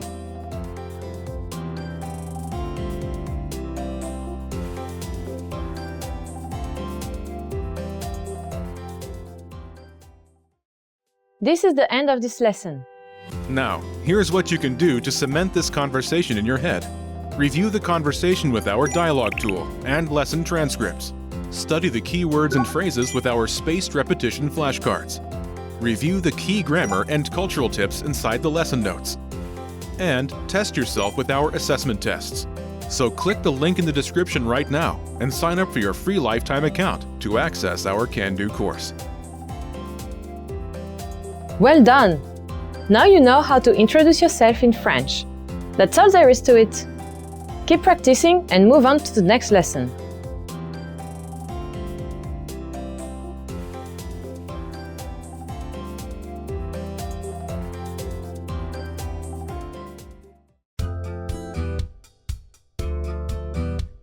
Welcome to Can Do French by FrenchPod101.com. Bonjour à tous, je suis Lia Mercier. Hi everyone, I'm Lia Mercier. In this lesson, you'll learn how to tell someone where you are from in French. This is Mark Lee, and he's on a plane to France. Hugues Henry, a passenger sitting next to him, asks, "Where are you from?" D'où venez-vous? Listen to the conversation and focus on Mark's response. Note, the speakers in this conversation use formal French. Ready? D'où venez-vous? Je viens de New York. Once more with the English translation. D'où venez-vous? Where are you from? Je viens de New York. I'm from New York.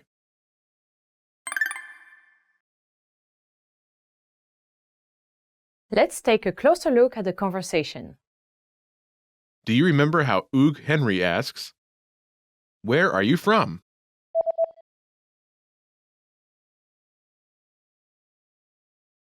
D'où venez-vous? First is D'où? from where. D'où?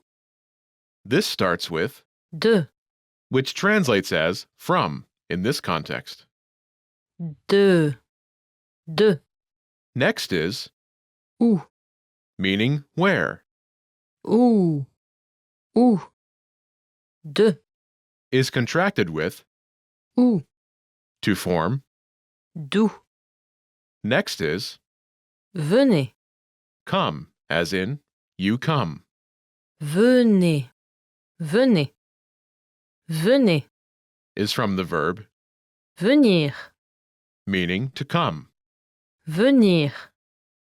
After this is Vous.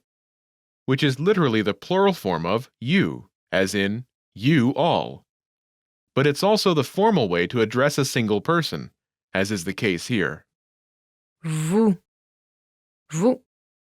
Together Venez-vous? translates as you come. Venez-vous? Altogether D'où venez-vous? literally means from where come you, but it translates as where are you from? D'où venez-vous? Remember this question. You'll hear it again later in this lesson. Now, let's take a closer look at the response. Do you remember how Mark Lee says, "I'm from New York"?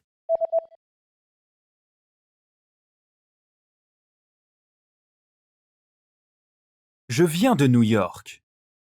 First is Je. I. Je. Next is Viens. meaning come, as in I come. Viens. Viens. Viens. Is from the verb Venir. meaning to come. Venir. After this is De. which means from in this context. De. Last is the city, New York. New York. New York. New York. Altogether it's Je viens de New York. this literally means I come from New York, but can translate as I'm from New York. Je viens de New York.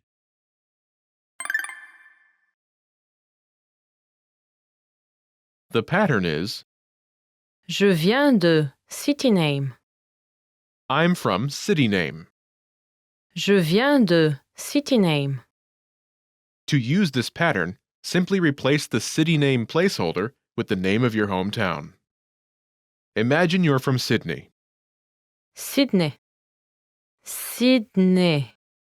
Sydney. Say, I'm from Sydney. Ready?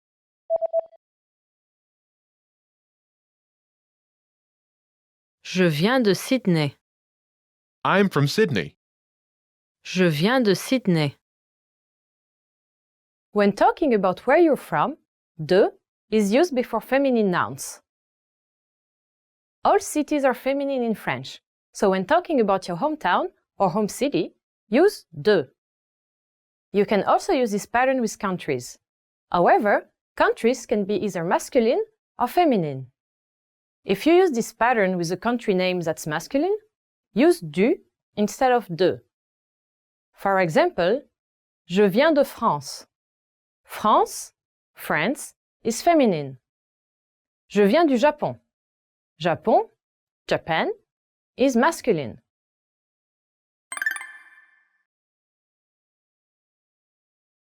Let's look at some examples. Listen and repeat, or speak along with the native speakers. Je viens de New York. Je viens de New York. Je viens de Nantes. Je viens de Nantes. Je viens de Seattle. Je viens de Seattle. Je viens de Londres. Je viens de Londres. Je viens de Paris. Je viens de Paris. Je suis australienne. Je suis australienne. Did you notice how the last speaker uses a different pattern?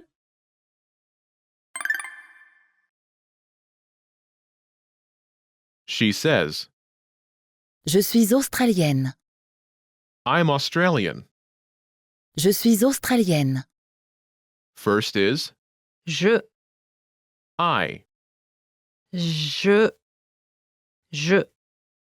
Next is Suis, am, as in I am. suis, suis,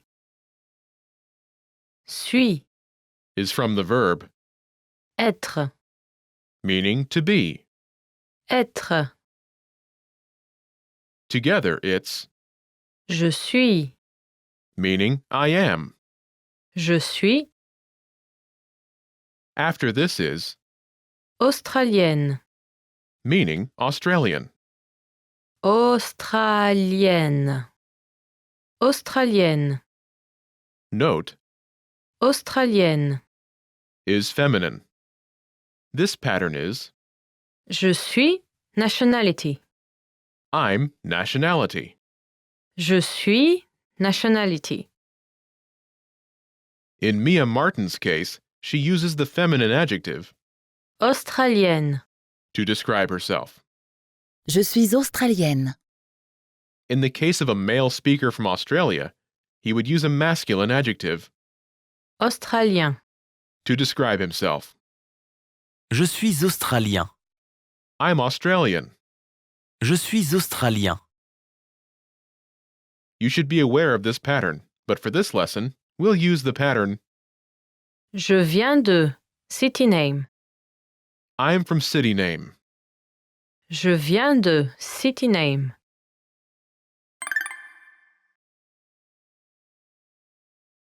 Let's review the key vocabulary. Nantes, Nantes, Nantes, Nantes.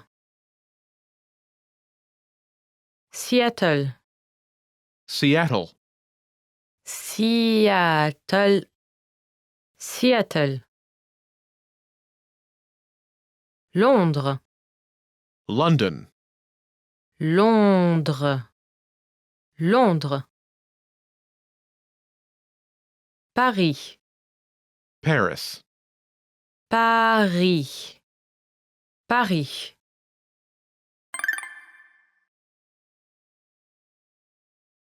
Let's review. Respond to the prompts by speaking aloud. Then repeat after me, focusing on pronunciation. Ready? Do you remember how to say New York?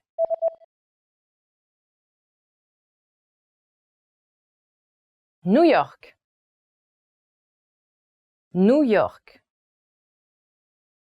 And how to say from New York?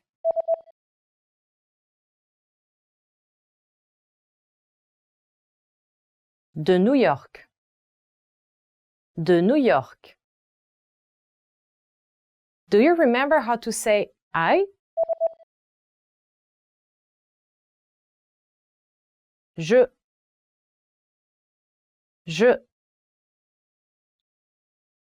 Do you remember how Mark Lee says, I'm from New York?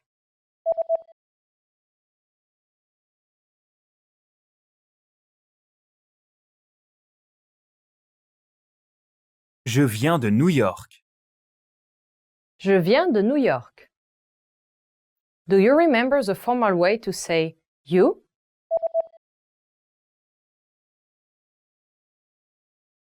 Vous. Vous. And how to say from where?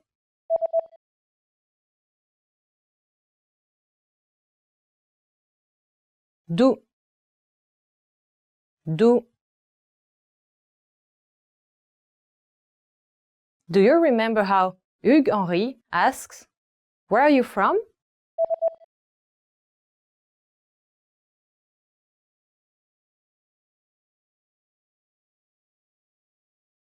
D'où venez-vous?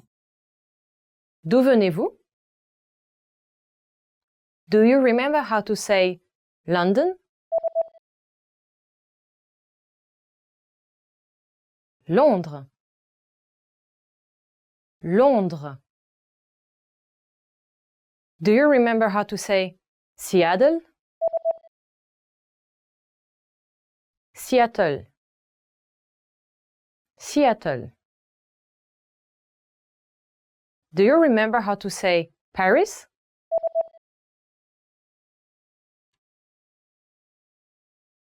Paris. Paris.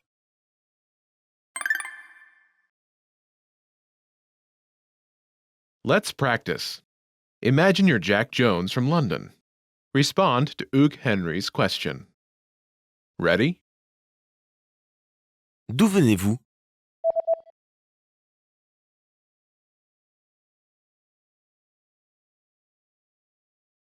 Je viens de Londres. Listen again and repeat.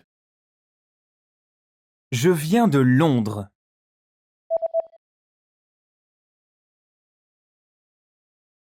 Je viens de Londres. Let's try another. Imagine you're Emma Auge from Seattle. Ready? D'où venez-vous?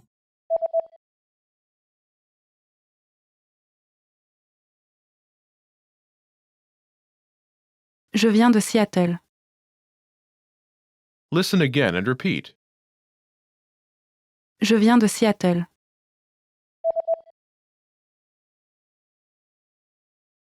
Je viens de Seattle. Let's try one more. Imagine you're Liam Mercier from Paris.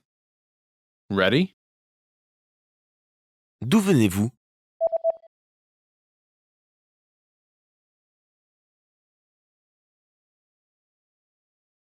Je viens de Paris. Listen again and repeat. Je viens de Paris.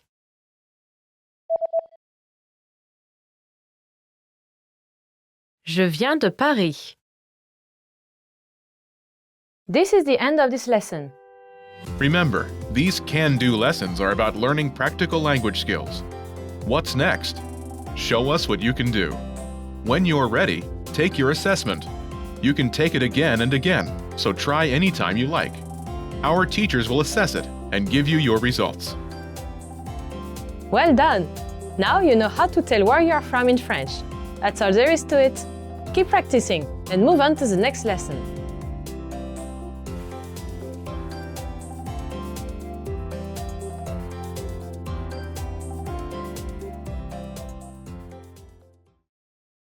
This is the end of this lesson.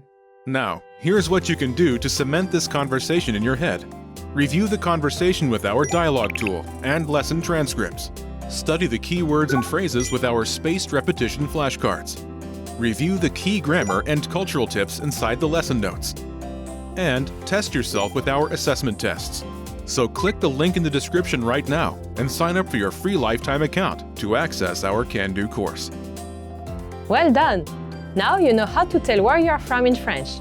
That's all there is to it. Keep practicing and move on to the next lesson.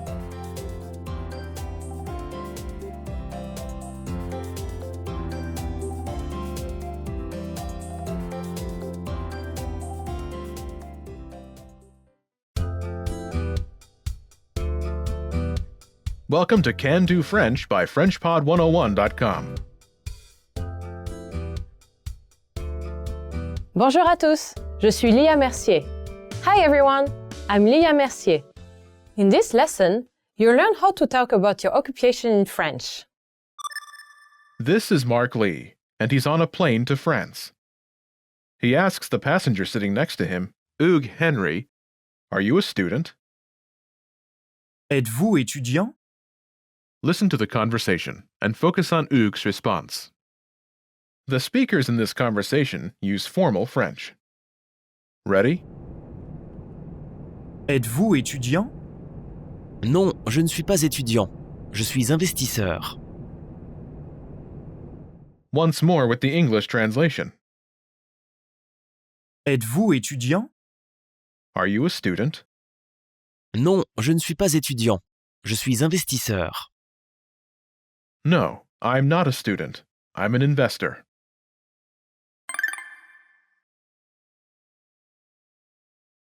Let's take a closer look at the conversation. Do you remember how Mark asks, "Are you a student?"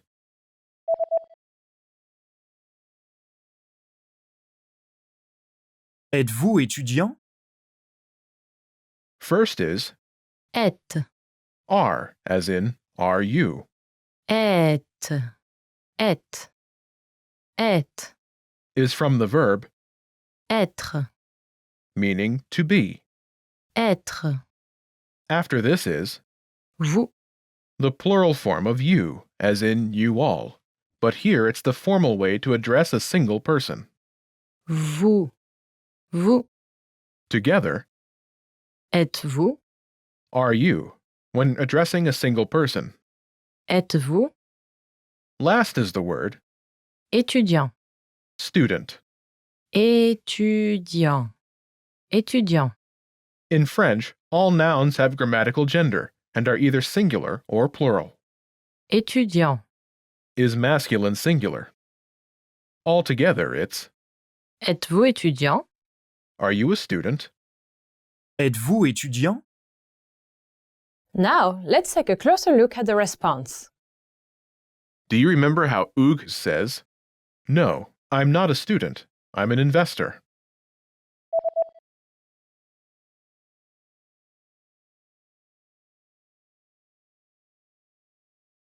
Non, je ne suis pas étudiant. Je suis investisseur. First is Non, no. non, non. It answers Mark's yes or no question, "Are you a student?" Êtes-vous étudiant? After this, Hugues specifies that he's not a student. Je ne suis pas étudiant. I'm not a student. Je ne suis pas étudiant. First is Je, I.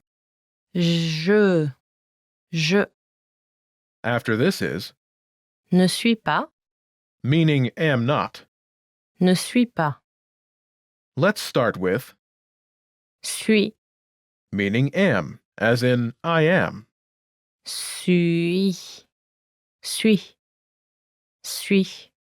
Is from the verb, Être, meaning to be. être.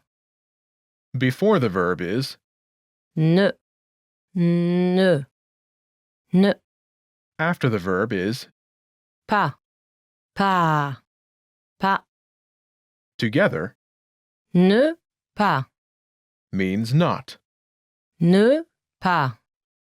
Altogether, it's Je ne suis pas, I am not. je ne suis pas. Next is Étudiant, student. étudiant. Altogether, Je ne suis pas étudiant, I'm not a student. je ne suis pas étudiant. Hugues then tells Mark his actual occupation. Je suis investisseur, I'm an investor. Je suis investisseur. First is Je. I. Je Next is suis. am, as in I am. Suis. Last is Investisseur. investor. Investisseur. Investisseur. The word Investisseur. is a masculine singular noun. Together, Je suis investisseur. I'm an investor. Je suis investisseur. All together, Non, je ne suis pas étudiant. Je suis investisseur. no, I'm not a student. I'm an investor. Non, je ne suis pas étudiant. Je suis investisseur.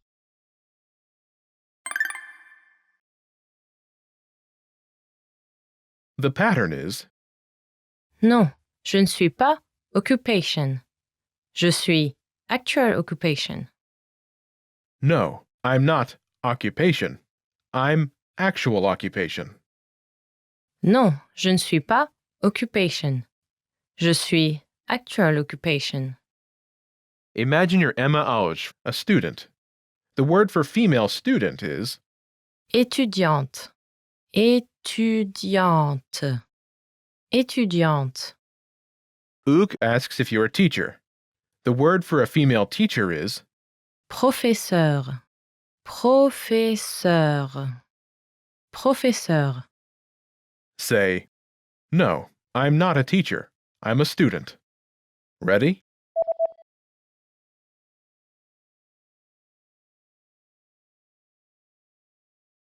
Non, je ne suis pas professeur, je suis étudiante.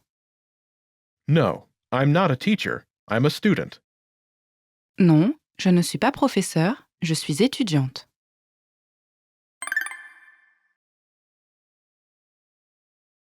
Let's look at some more examples. Listen and repeat or speak along with the native speakers. Non, je ne suis pas étudiant. Je suis investisseur. Non, je ne suis pas étudiant. Je suis investisseur. Non, je ne suis pas professeur, je suis étudiante. Non, je ne suis pas professeur, je suis étudiante. Non, je ne suis pas professeur. Je suis ingénieur. Non, je ne suis pas professeur. Je suis ingénieur. Non, je ne suis pas infirmière, je suis médecin. Non, je ne suis pas infirmière, je suis médecin. Non, je ne suis pas étudiante. Je suis professeur. Non, je ne suis pas étudiante. Je suis professeur. Non, je suis barista. Non, je suis barista. Did you notice how the last speaker omits part of the response?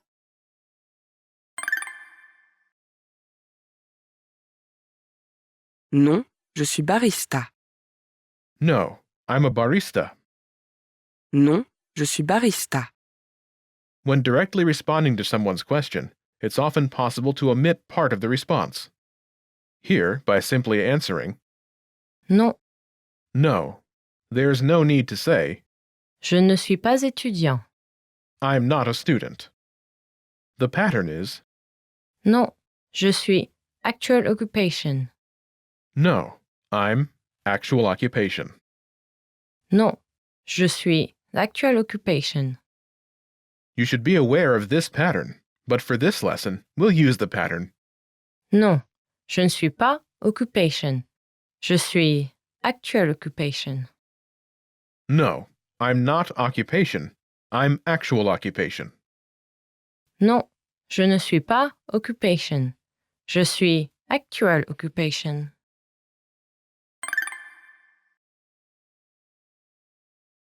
Let's review the key vocabulary. Student, Étudiant. Étudiant. Étudiante. Étudiante. Teacher. Professeur. Professeur. Professeur. Professeur. Engineer. Ingénieur. Ingénieur. Ingénieur. Ingénieur. Nurse. Infirmier. Infirmier. Infirmière. Infirmière. Médecin. Doctor. Médecin. Médecin. Barista. Barista. Barista. Barista.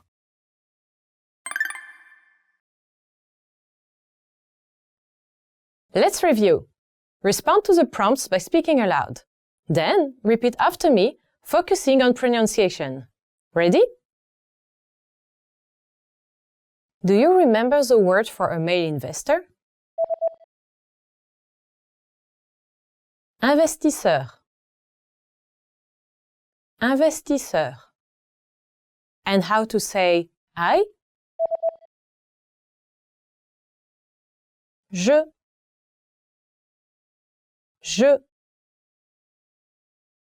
Do you remember how Hugues says, I'm an investor?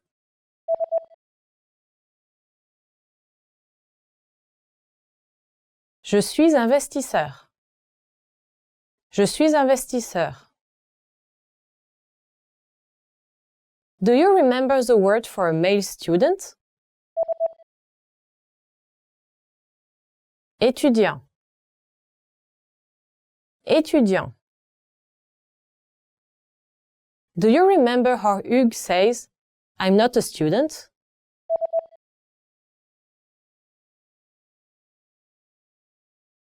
Je ne suis pas étudiant. Je ne suis pas étudiant. Do you remember how Hugues Henry says, I'm not a student, I'm an investor?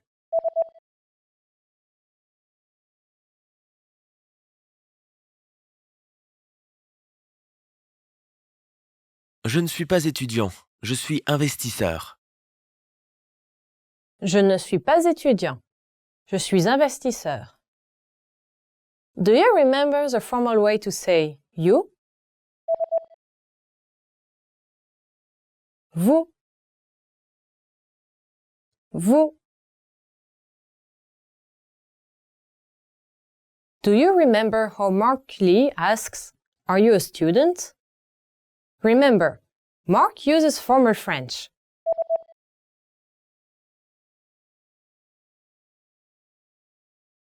Êtes-vous étudiant? Êtes-vous étudiant?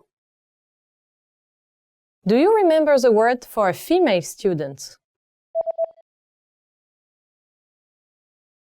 Étudiante. Étudiante. And the word for a male teacher? Professeur. Professeur. Do you remember the word for a female teacher? Professeur. Professeur. Do you remember the word for a male engineer? Ingénieur. Ingénieur.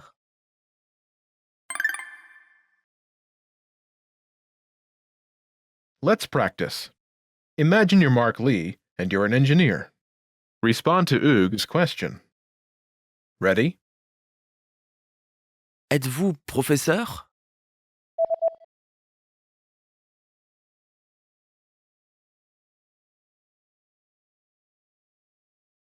Non, je ne suis pas professeur. Je suis ingénieur. Listen again and repeat. Non, je ne suis pas professeur. je suis ingénieur.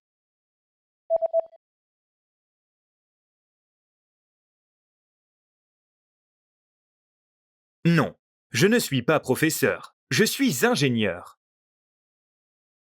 Let's try another. Imagine you're Leah Mercier, and you're a teacher. Ready? Êtes-vous étudiante?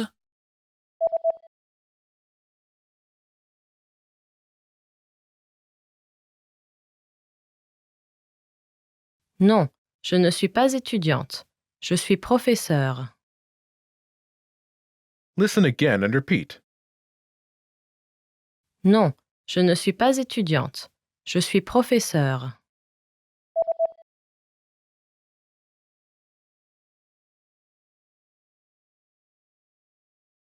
Non, je ne suis pas étudiante. Je suis professeure. Let's try one more. Now, imagine you're Emma Auge, and you're a student. Ready? Êtes-vous professeur?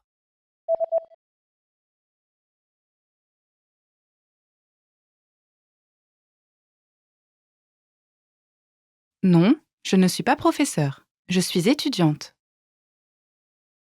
Listen again and repeat.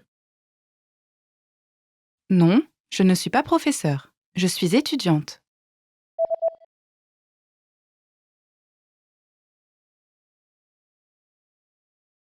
Non, je ne suis pas professeur. Je suis étudiante. This is the end of this lesson. Remember, these can-do lessons are about learning practical language skills. What's next? Show us what you can do. When you're ready, take your assessment. You can take it again and again, so try anytime you like. Our teachers will assess it and give you your results. Well done! Now you know how to talk about your occupation in French. That's all there is to it. Keep practicing and move on to the next lesson.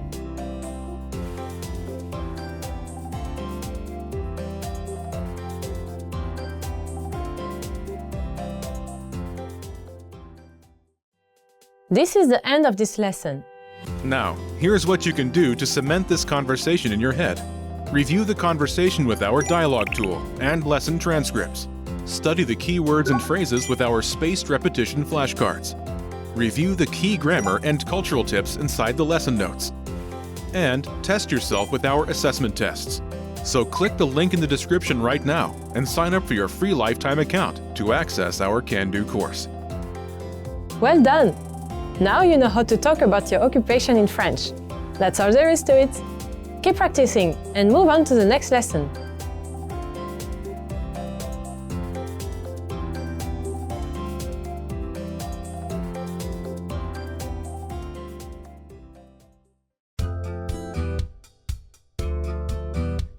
Welcome to Can-Do French by FrenchPod101.com.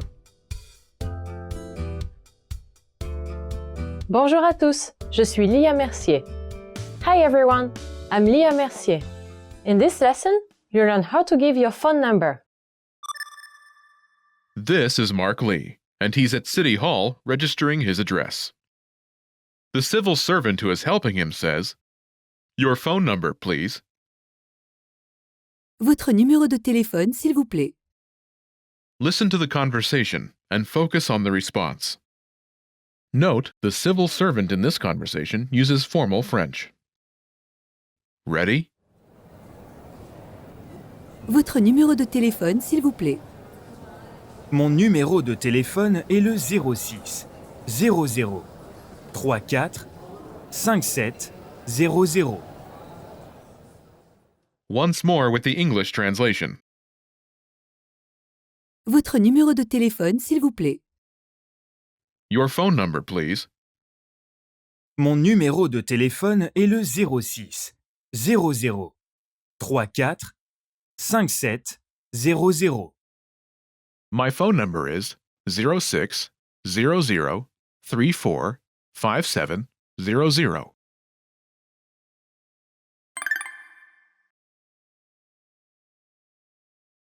Let's take a closer look at the conversation. Do you remember how the civil servant says, "Your phone number, please"?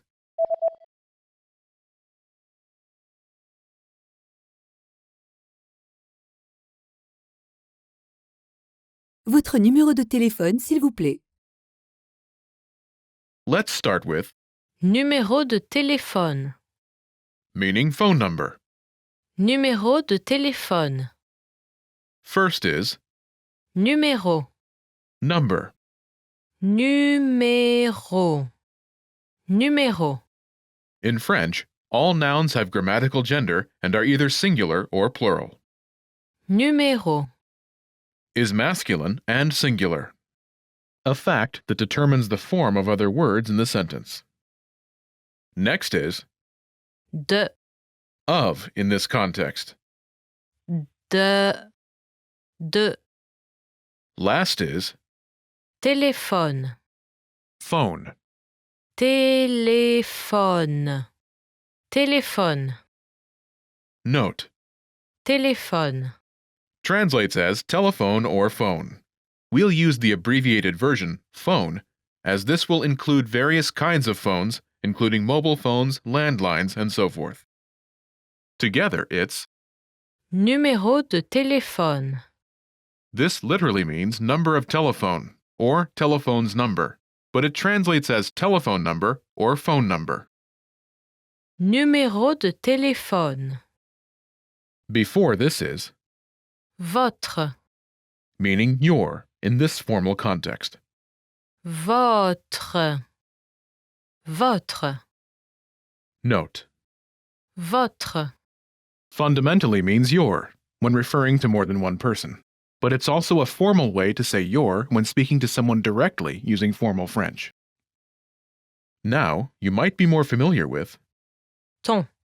an informal word for your, as in Ton numéro de téléphone. your phone number. As this is a city office setting, the formal form Votre. is more appropriate. Altogether, Votre numéro de téléphone. your phone number. Votre numéro de téléphone. Last is S'il vous plaît. meaning please. S'il vous plaît. S'il vous plaît. Altogether, it's Votre numéro de téléphone, s'il vous plaît. your phone number, please. Votre numéro de téléphone, s'il vous plaît. Remember this request. You'll hear it again later. Let's take a closer look at the response. Do you remember Mark's response? My phone number is 0600345700.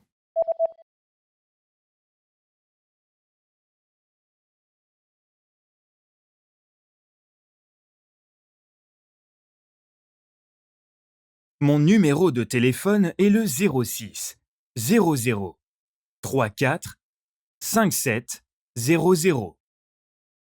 Do you remember the phrase for phone number?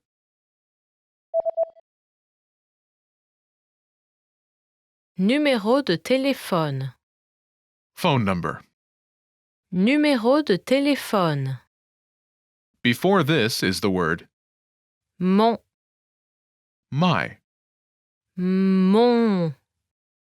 Mon. In this sentence, Mon. is masculine and singular to agree with. Numéro. Altogether, it's Mon numéro de téléphone. my phone number. Mon numéro de téléphone. Next is Est. is, as in my phone number is. Est. Est. Est. Is from the verb Être. meaning to be. Être. Together, it's Mon numéro de téléphone est. my phone number is. Mon numéro de téléphone est. Next is Le. think of it like the in English. Le. Le. Here Le. is also masculine singular to agree with. Numéro. Note, in this sentence, the article Le. does not have a corresponding English translation. Next is Mark's phone number. 06 00 34 57 00 06 00 34 57 00. Note how Mark says his phone number. When giving your number in French, include a slight pause after each group of two numbers. Altogether, it's Mon numéro de téléphone est le 06 00 34 57 00. My phone number is 06 00 34 57 00. Mon numéro de téléphone est le 06 00 34 57 00.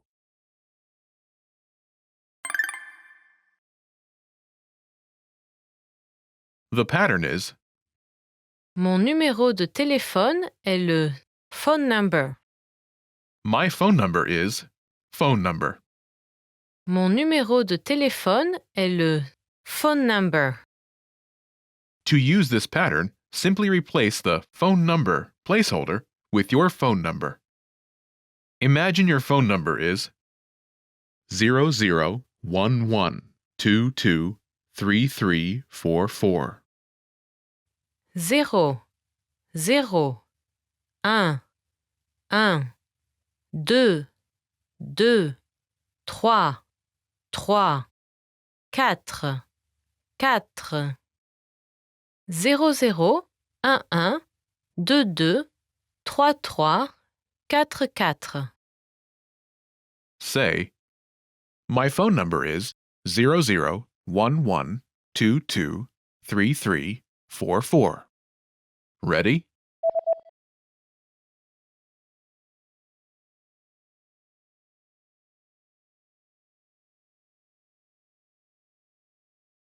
Mon numéro de téléphone est le 00 11 22 33 44.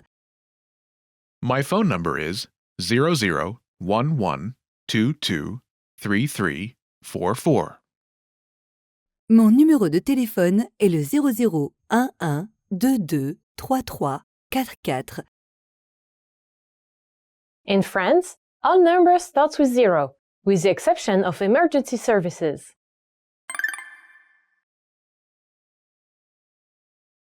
Let's look at some examples. Listen and repeat, or speak along with the native speakers. Mon numéro de téléphone est le 06 00 34 57 00.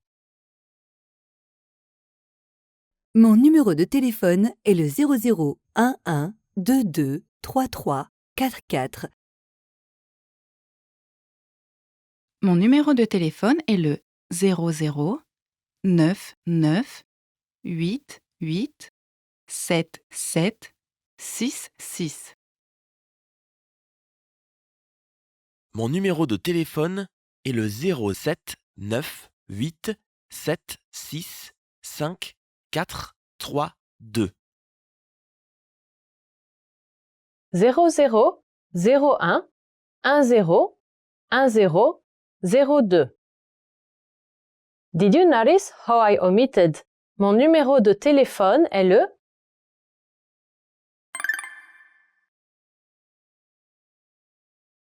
00 01 10 10 02.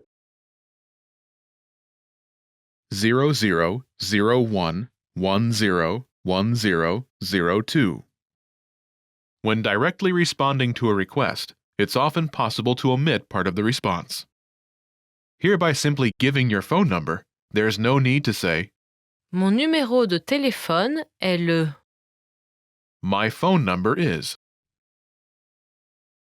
The pattern is, Phone number. you should be aware of this shortcut, but for this lesson, we'll use the sentence pattern. Mon numéro de téléphone est le phone number. My phone number is phone number. Mon numéro de téléphone est le phone number.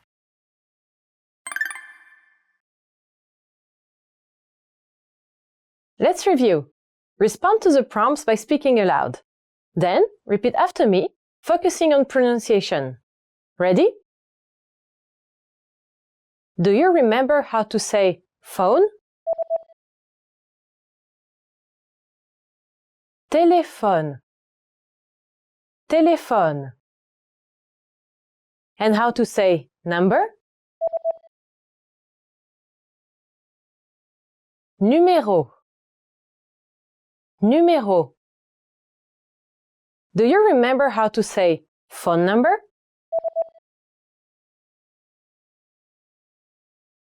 Numéro de téléphone. Numéro de téléphone. And how to say my phone number?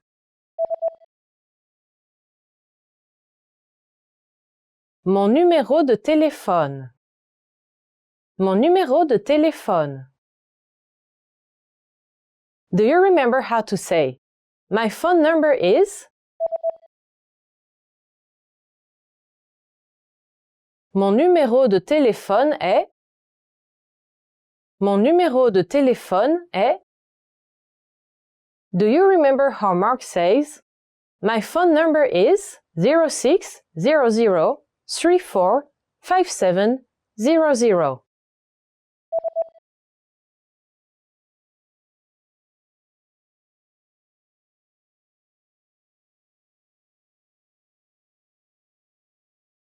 Mon numéro de téléphone est le 06 00 34 57 00. Mon numéro de téléphone est le 06 00 34 57 00. Do you remember the formal way to say your phone number?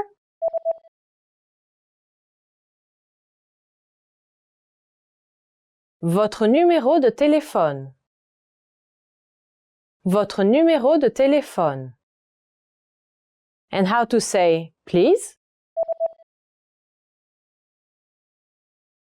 S'il vous plaît. S'il vous plaît.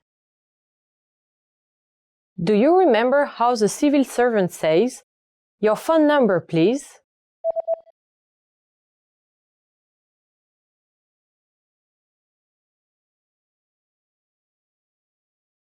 Votre numéro de téléphone, s'il vous plaît.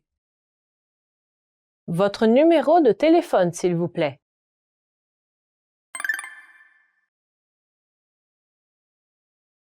Let's practice. Imagine you're Karen Lee and your phone number is 08 72 36 90 66. Respond to the civil servant's request.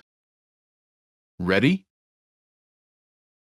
Votre numéro de téléphone, s'il vous plaît.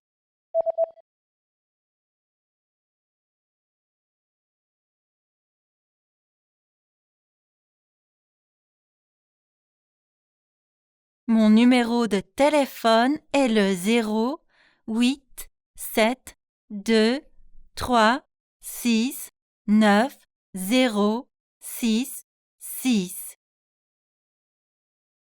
Listen again and repeat. Mon numéro de téléphone est le 08 7 2 3 6 9 0 6 6.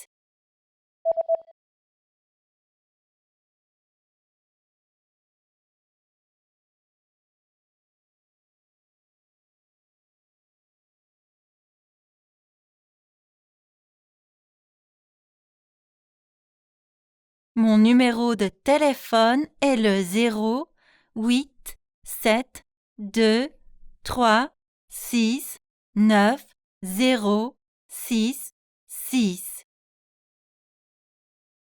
Let's try another.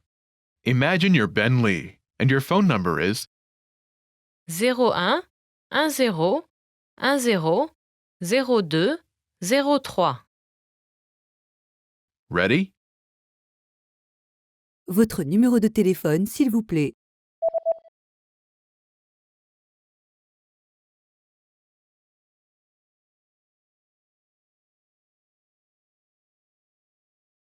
Mon numéro de téléphone est le 0 1 1 0 1 0 0, 2, 0, 3.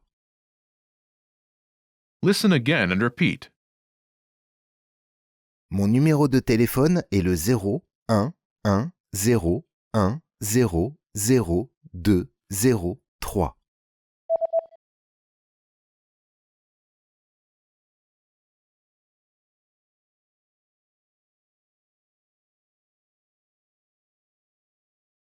Mon numéro de téléphone est le 0, 1, 1, 0, 1, 0, 0, 2, 0, 3. Let's try one more. Imagine you're Justine Jerome and your phone number is 00 99 88 77 66. ready? Votre numéro de téléphone, s'il vous plaît.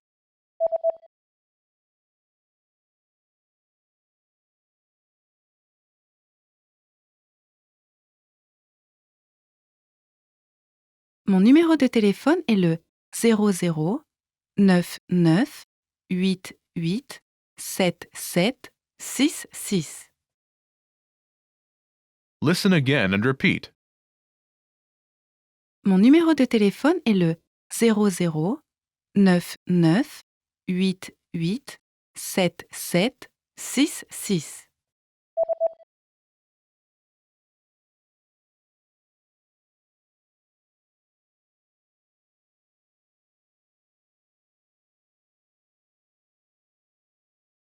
Mon numéro de téléphone est le 00 99 88 77 66.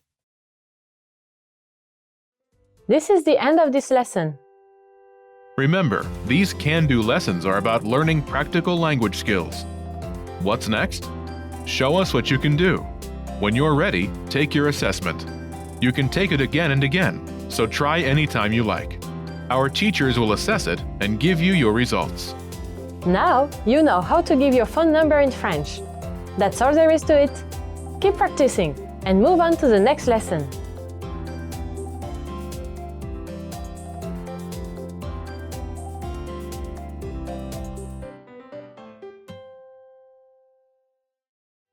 This is the end of this lesson. Now, here's what you can do to cement this conversation in your head. Review the conversation with our dialogue tool and lesson transcripts. Study the key words and phrases with our spaced repetition flashcards. Review the key grammar and cultural tips inside the lesson notes. And test yourself with our assessment tests. So click the link in the description right now and sign up for your free lifetime account to access our Can-Do course. Now you know how to give your phone number in French. That's all there is to it. Keep practicing and move on to the next lesson.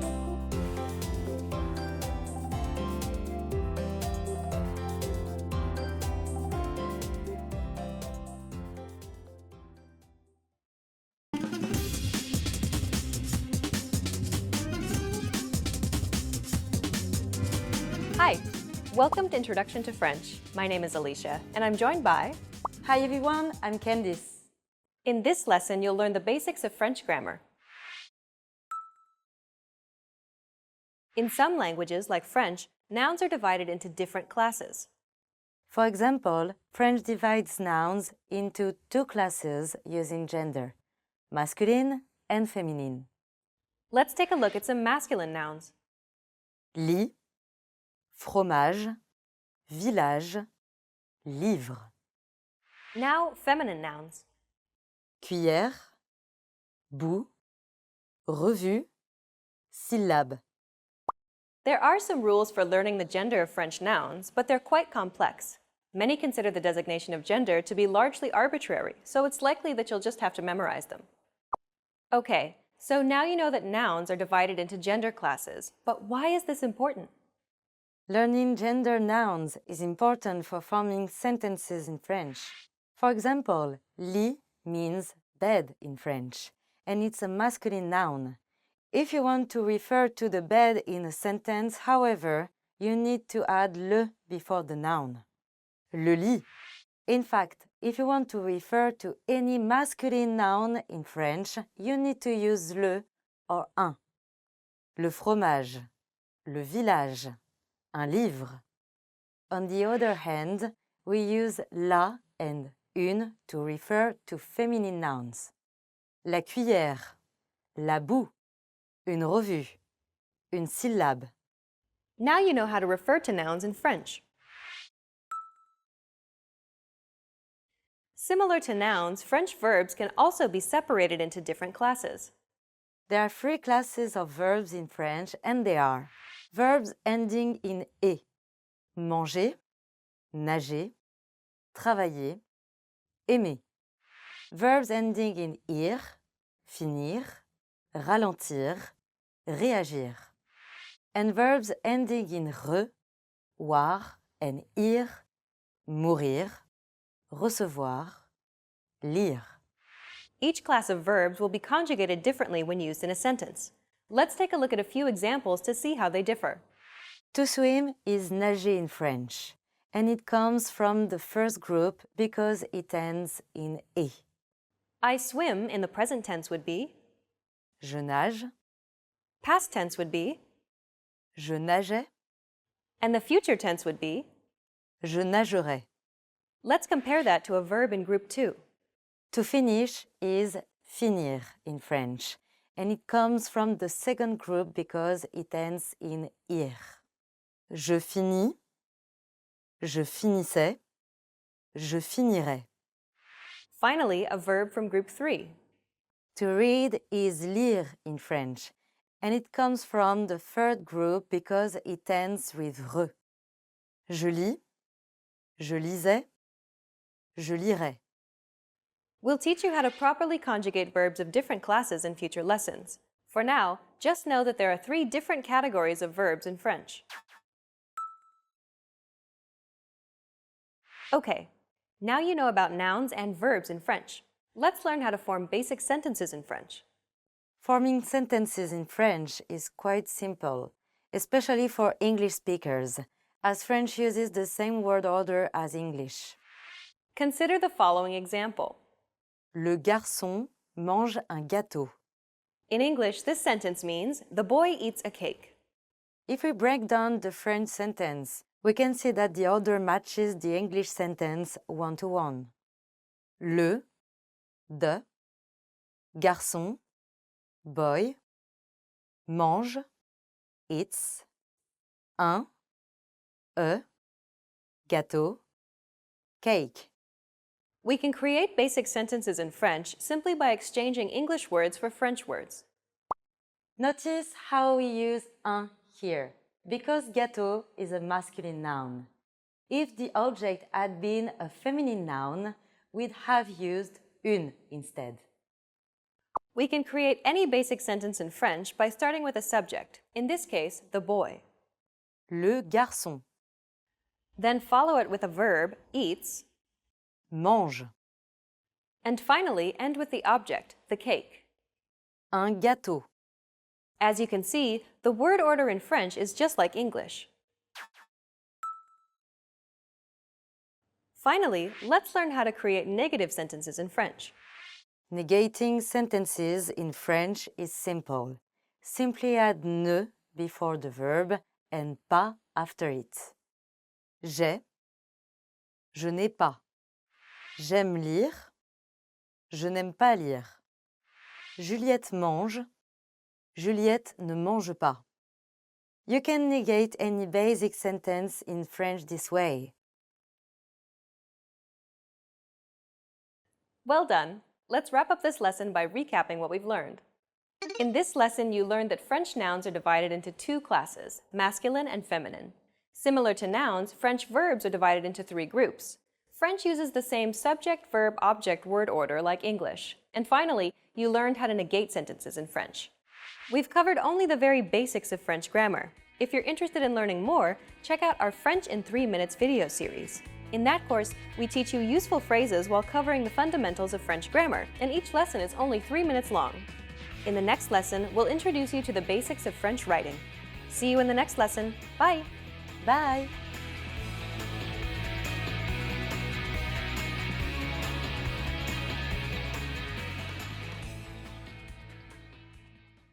Want to master grammar? so you can speak properly, express yourself better, and understand more? In this video, I'll show you how to master grammar with our lessons and learning program. Let's begin. Number 1. Listen to the lesson conversations and explanations. In every lesson, you learn a conversation. Then, our teachers break down every word and grammar rule. So you're actually learning grammar rules in the context of conversations, and you can easily see how they're used. Once you're done, review the conversation again and again to remember what you've learned. Number 2. Read the bonus explanations and tutorials. With the lesson notes, you get extra grammar explanations and examples that are not presented in the lesson. After you're done with the lesson, read the lesson notes for extra review. You can even save them as PDFs so that you can access them anytime. Number 3. Leave a comment on the lesson. Once you've learned a grammar point, be sure to use it. Leave a comment in the comments section. Write some example sentences for practice. Our teachers will review your comment and give you feedback. Number 4. Unlock even more grammar lessons. If you want to find all of the grammar lessons available, visit our lesson library. Under Category, choose Grammar. You'll get all of the pathways and lessons dedicated to helping you learn and master sentence patterns and grammar points. So, if you're ready to finally learn a new language the fast, fun, and easy way, sign up for your free lifetime account by clicking on the link in the description. Signing up takes less than 30 seconds, and you'll start speaking from your very first lesson. If you enjoyed these tips, hit the like button, share it with anyone who's trying to learn a new language, and subscribe to our channel. We release new videos every week. I'll see you next time. Bye!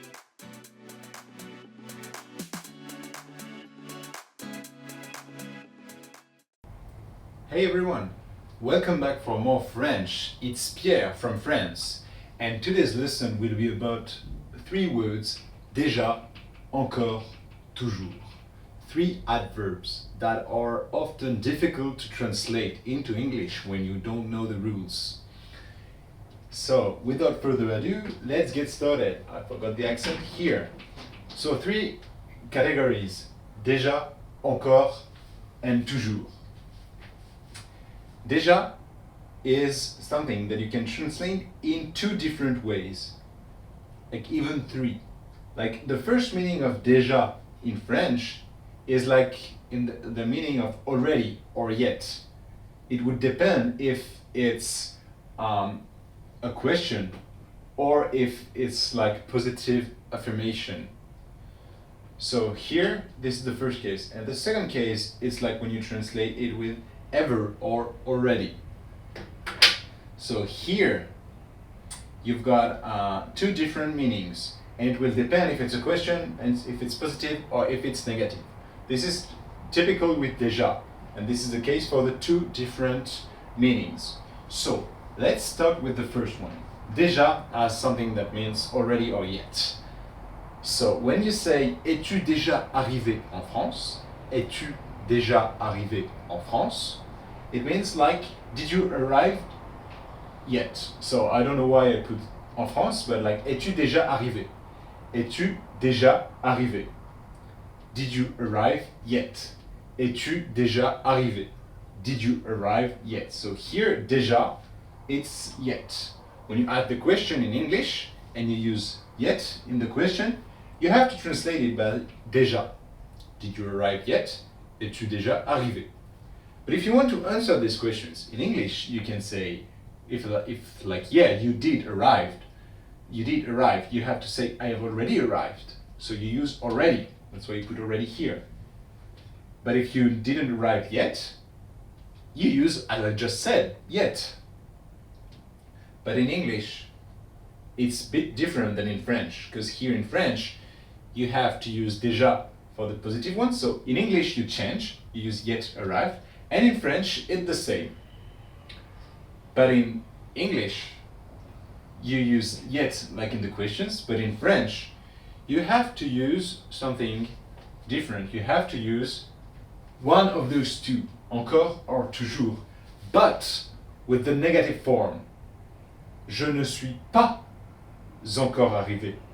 Liaison. Je ne suis toujours pas arrivé. So it means like I have not arrived yet. This is the same meaning. Pas encore and toujours pas, it's almost the same meaning. So, be careful with that.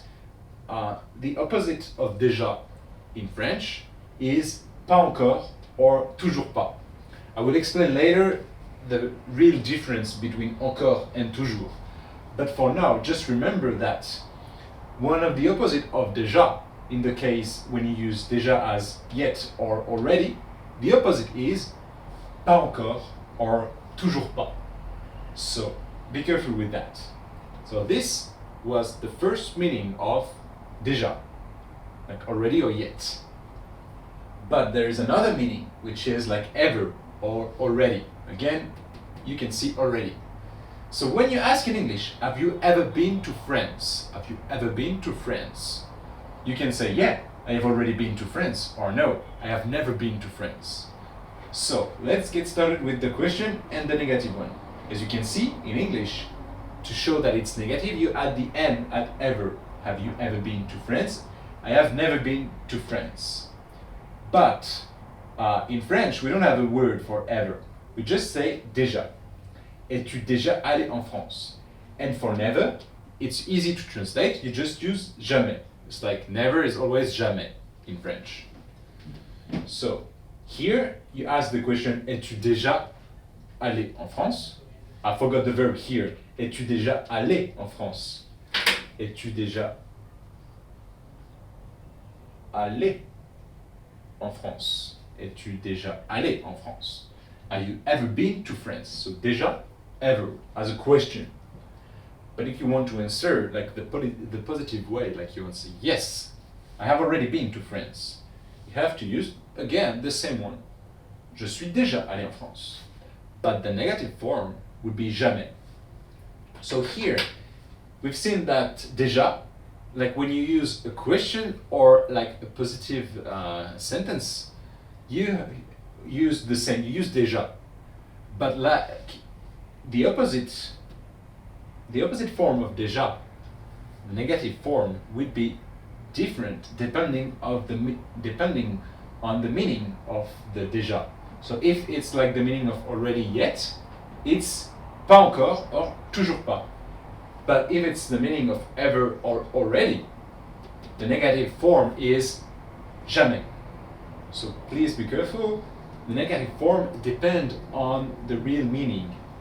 In French, you cannot put like a negative form of déjà with just pas. You have to choose between one of these two, or one of this one, jamais, or pas encore. So déjà, again, two meanings, and depending on the meanings, different negative form. So this is all for déjà, but that's déjà suffisant. It's enough, right? C'est déjà suffisant. It's already enough. Next one, encore. Encore, like many meanings, 3 meanings. Encore can, like one of the meaning is again. So when you say il est encore en retard, it means like, oh, he is late again. So here, encore, again. So this is the positive form. And the negative form is like in English, you just put he is not late again. You just put the negation, and in French it's the same. Il n'est pas encore en retard. But be careful, because here, when you see the sentence il n'est pas encore en retard, it's not the same pas encore. Je ne suis pas encore arrivé. So be careful with this.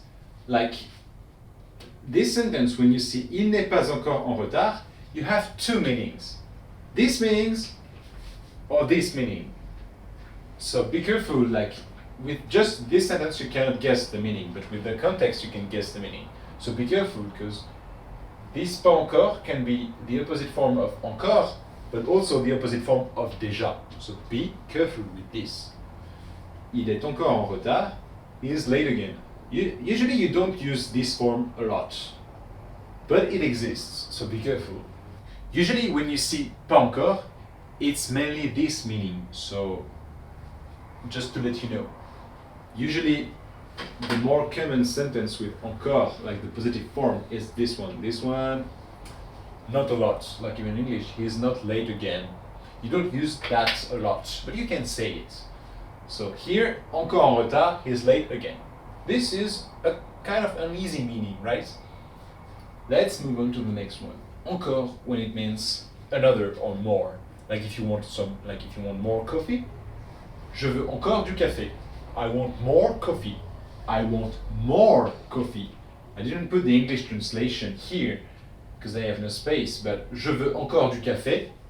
I want more coffee. Je veux encore du café. Here, more is encore. But here, there is another way to translate encore. Here, when you say je veux encore une tasse de café, you use another. I want another cup of coffee. So here, encore, it's like another or more. What is the difference between this? It's because in English you have like countable and uncountable objects. Like a cup of tea, you cannot count it. You can count it, but like coffee, you cannot count it. So in English, it's more when you count the object, and when you can't count the object is another. But luckily in French, for once, we have something that is easier than in English. No, here it's like just encore for the two situations. So you don't bother. Another and more, it's like encore. No matter if you can count or not the object. Je veux encore du café. Je veux encore une tasse de café. But what is the negative form of that? This is, like in English, like not anymore. Like, I want more coffee or I don't want coffee anymore. Like, more anymore. In English, like in French, it's like you use a completely different noun. Like a verb, it's plus. Je ne veux plus. Plus, it's always coupled with ne. Like it's one of the negations. Like usually the negation is ne pas in English or in French. Ne pas. Je ne veux pas travailler. Ne pas. But there is also other negations like with jamais or with plus. So plus, it means like not anymore. So if you want to translate not anymore, not, it's like ne, and plus anymore. Je ne veux plus de café. So I want more coffee. I want more coffee. I don't want coffee anymore. Je veux encore du café. Je ne veux plus de café. So what about the case where like you say I don't want another cup of coffee, like in French, you have to say je ne veux plus d'une tasse de café, but the meaning is a bit different. If you say je ne veux plus d'une tasse de café, it means that you change your mind. Je ne veux plus une tasse de café. So here there is this distinction between like countable and uncountable objects. So just remember this one. Je veux encore du café. If you cannot count the object, like I want more, you say I don't want any more. I want more, I don't want any more. So this is only the negative form. This meaning is only for objects that you cannot count. But for an object that you can count, like the meaning, if you use je ne veux plus d'une tasse de café, you have to put the D. Je ne veux plus d'une tasse de café. It means like you usually like you want it, but now you don't want anymore. So this is kind of subtle. Be careful with that. But remember, like je veux encore for countable object, for uncountable objects, the negative form is plus, like in English, more, not anymore. Encore, ne plus. So this was one of the meaning, and another meaning is encore plus, or encore moins. It means like even more or even less. So if you want to say like it's even more interesting, you say c'est encore plus intéressant.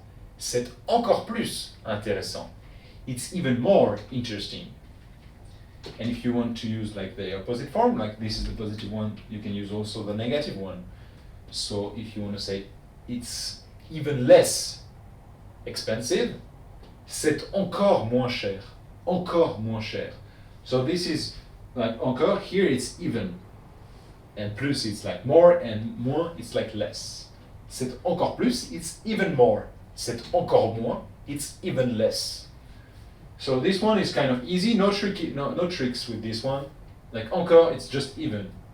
Those two ones, no tricks. Like encore again or encore even. Here, there is like this nuance, like just one word for two words in English. So here it's for encore. And as you can see, there is also this situation where, like when you use the negative form of encore, sometimes it's this one, but more like in the most, like usually it's more this meaning, like the opposite form of déjà. So it's like not yet. So here you see that encore, encore, encore, but pas encore, which is the negative form, like not, like pas encore, pas encore. One of the translation is not yet. So I'm gonna add it. Pas encore.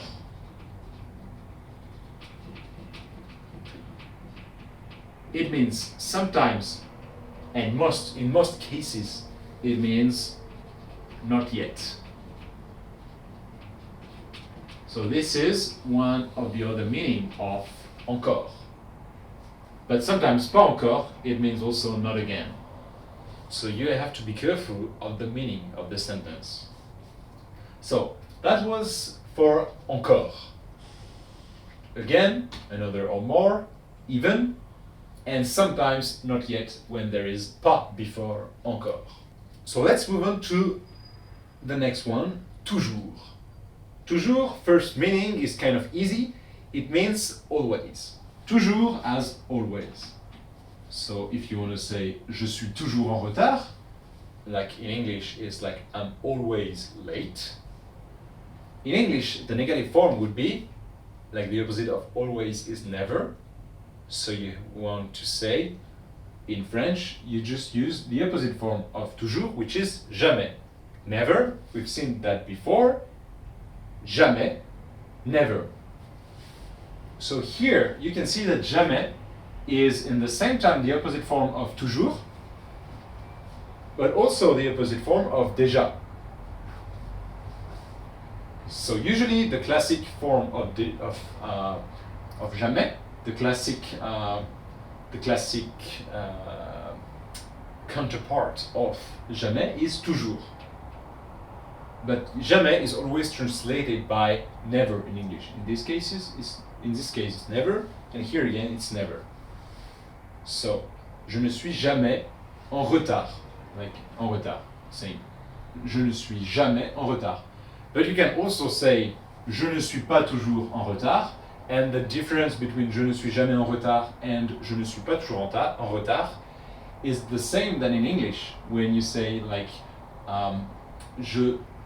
like I am never late or I am not always late. Like I am never late, like it means no way that can happen, it never happened before. Like I'm never late. And you can say like I'm not always late, like sometimes, but it's not always. So like exactly the same meaning in like the difference between the two. So here, depending on the meaning, the real opposite, the real negation that you want to use, you have to choose between jamais or pas toujours, but it's the same than in English when you have to choose between never or not always. So here, it's an easy one, really easy one. Then there is another one which is encore, toujours, toujours, encore. Like here, you can substitute toujours with encore, again, like same than here, and you have to translate it by still. So here, still, when you want to use, like, you want to say, I am still here, I am still here. You can say, je suis encore là, or je suis toujours là. So here it's like, this one is belonging to the two categories, so toujours and encore. Je suis encore là, je suis toujours là. It's roughly the same meaning. It's exactly the same than here. Pas encore, toujours pas. Encore, toujours. Like it's roughly the same meaning. And here, it's yet. And here, it's still. So be careful. Je suis encore là, je suis toujours là. Je ne suis plus là. is the negative form of this, like two positive form, but just one negative form. And again, it's like here, it's like not anymore. So when you want to say, I am still here, in English, you want to do the opposite. So you want to say, I am not here anymore. And in French, je ne suis plus là. So plus, again, even though, like plus you can see here and here, like the negative form of encore, but also the negative form of toujours in some cases. But like, it's not always the same cases, because here encore means like another or more, and here it means like still.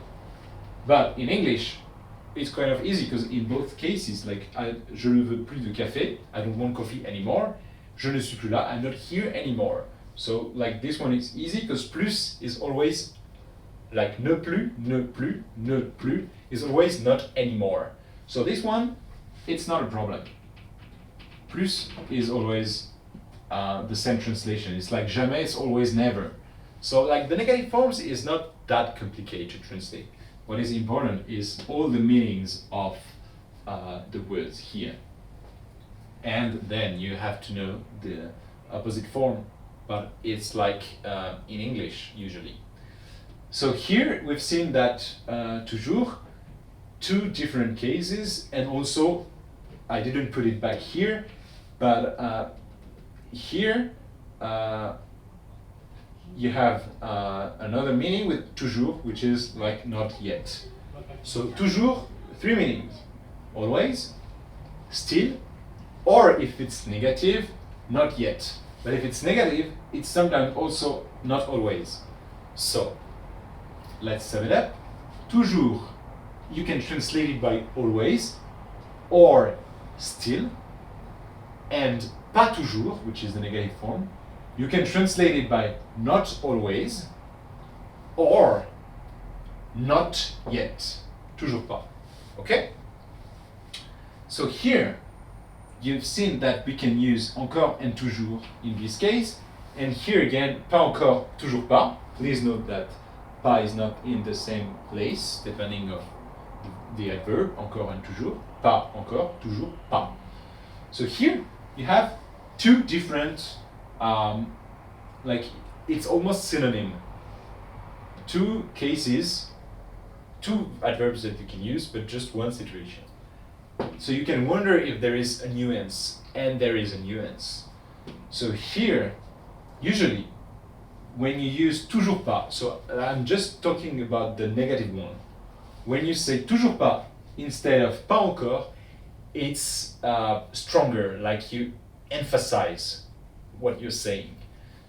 Usually it's the same, but if you want to say je ne suis pas encore arrivé, it means like, oh, okay, like someone asks you like, where are you? And you say, oh, je ne suis pas encore arrivé, like I've not arrived yet, so I'm still not here. But if you want to say je ne suis toujours pas arrivé, it can mean something more stronger, like you're tired or you have like a plaintive tone, like like I'm still not here, like I have struggles with the subway or something like that. So when you say toujours pas, it's a bit more like you're not satisfied with the situation, like you're not here and you're not satisfied with that. So usually like the most common one is always encore, like you use encore. This is more common, but if you want to see like if you want to sound more plaintive, you can use toujours pas instead. And if you hear someone saying that, maybe it would be more plaintive, but it's not always the case. Like it's really subtle, and usually like we don't really pay attention to the real nuance between those two. So this is the case when this is negative. Toujours pas, it's like stronger than pas encore, and maybe more plaintive. But here is another one.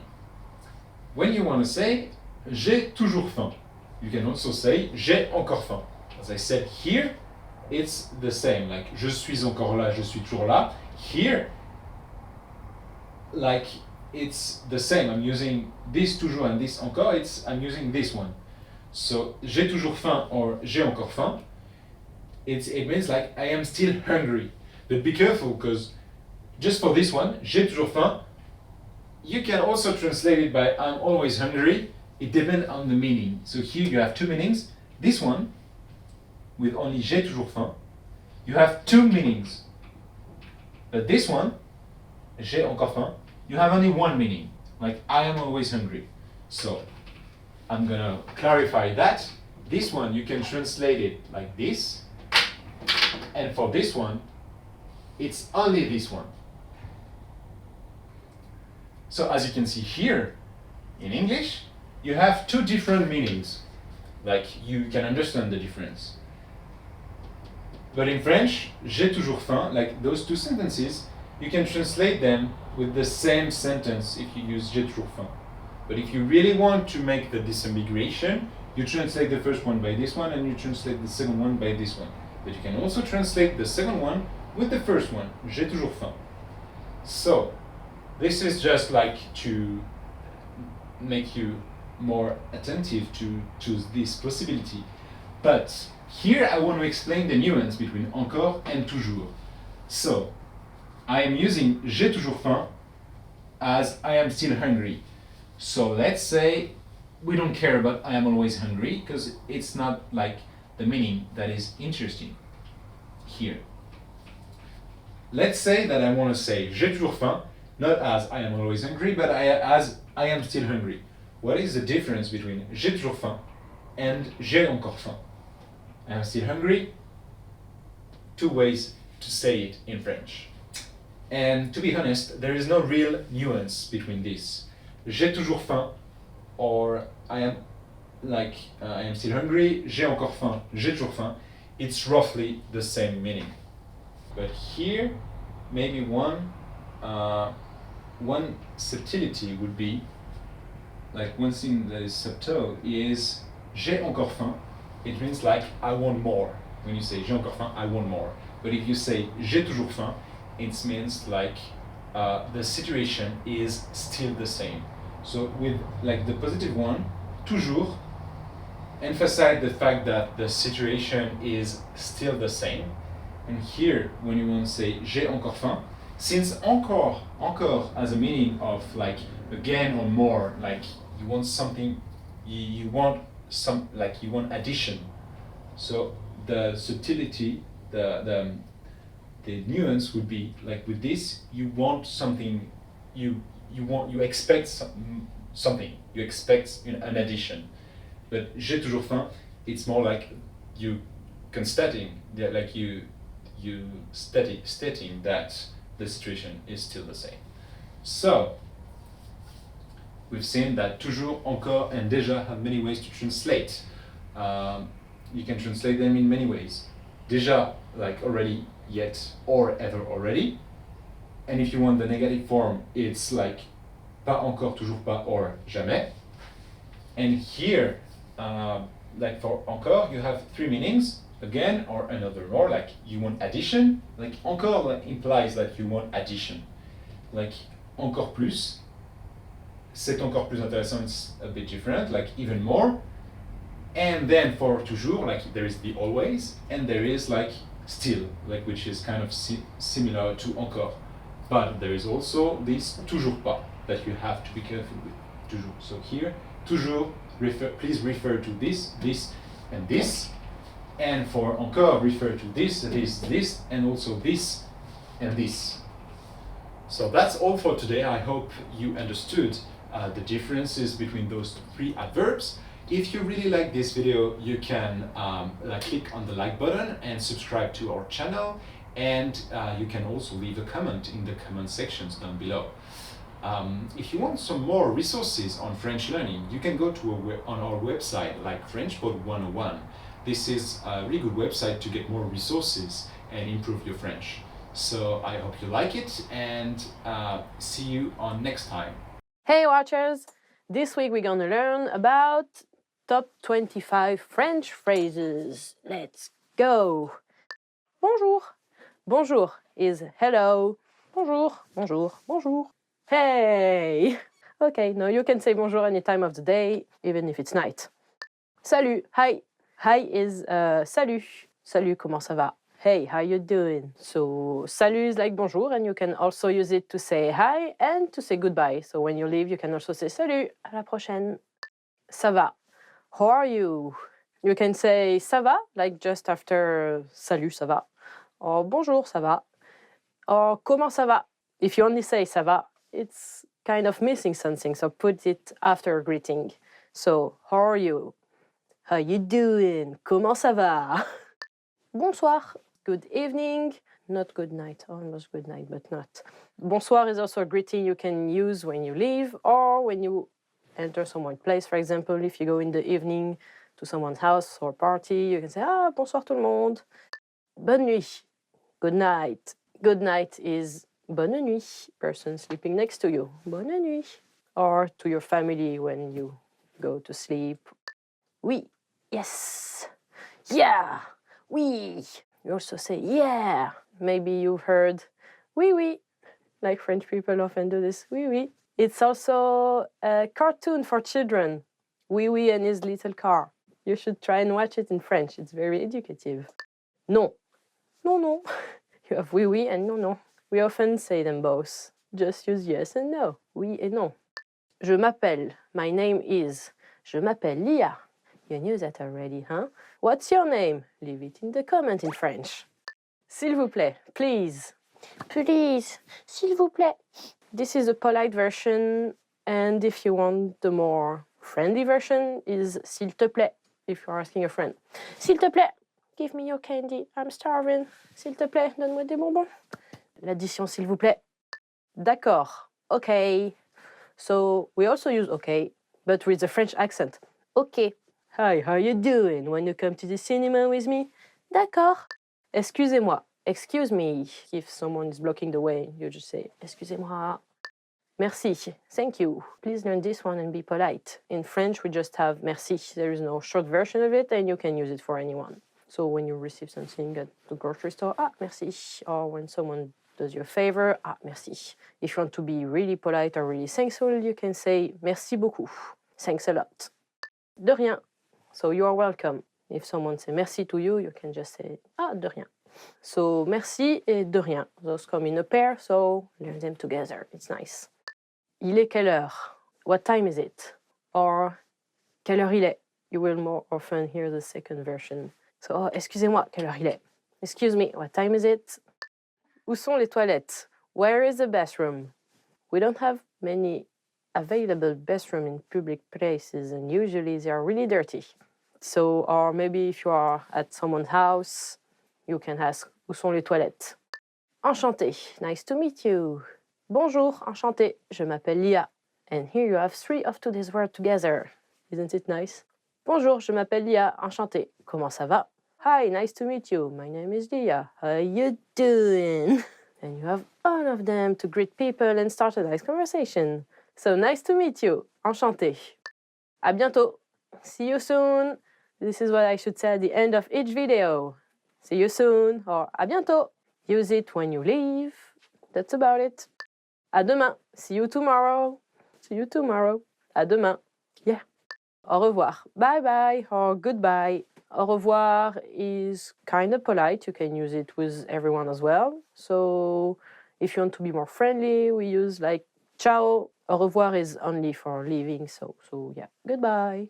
Goodbye, watchers. See you next time. À bientôt. No, not yet, because I'm gonna see you guys a lot. Bien sûr. Of course. Bien sûr que c'est le cas. If you want to be sarcastic, you can say oui, bien sûr. We mostly use it this way because we like being sarcastic. So yeah, of course. Yes, yes, you are. Yes. Je peux utiliser. May I use something, something? So fill the blank with whatever you want. Can I use your pencil? Je peux utiliser ce stylo. Oui, oui. Je suis désolé. I'm sorry. Ah, yeah, if you bump into someone, you can also use this one. Like, oh, je suis désolé. If I bump into somebody, they won't wake up, duh. Mundo, go where it pleases. Yeah. Terminator is more like this. I'm sorry. Je suis désolé. Pourquoi? Why? Why? Why? Pourquoi? C'est vrai? Really? C'est vrai? C'est vrai? Oh, fine. So if you're hearing gossip and stuff, you're gonna be like, oh, c'est vrai? No, no, c'est vrai? Oh, c'est vrai? Really? Yeah. And you can use it with all the intonations. C'est vrai? C'est vrai. So the opposite of c'est vrai is c'est pas vrai. No, it's not. Or not really. Je ne comprends pas. I don't understand. Leah never understand. Leah says her name a lot, or else she forgets. Happened before. When someone is speaking too fast, like I do, I'm sorry, je suis désolé. You can tell them je ne comprends pas. Or, yeah, because they have all those fancy French words and vocabulary, you can be like, non, je ne comprends pas. At the end. So remember those main sentences and don't forget to subscribe and leave me a comment if you ne comprends pas. Bye bye! Au revoir et à bientôt. Please stop it, I'm waving.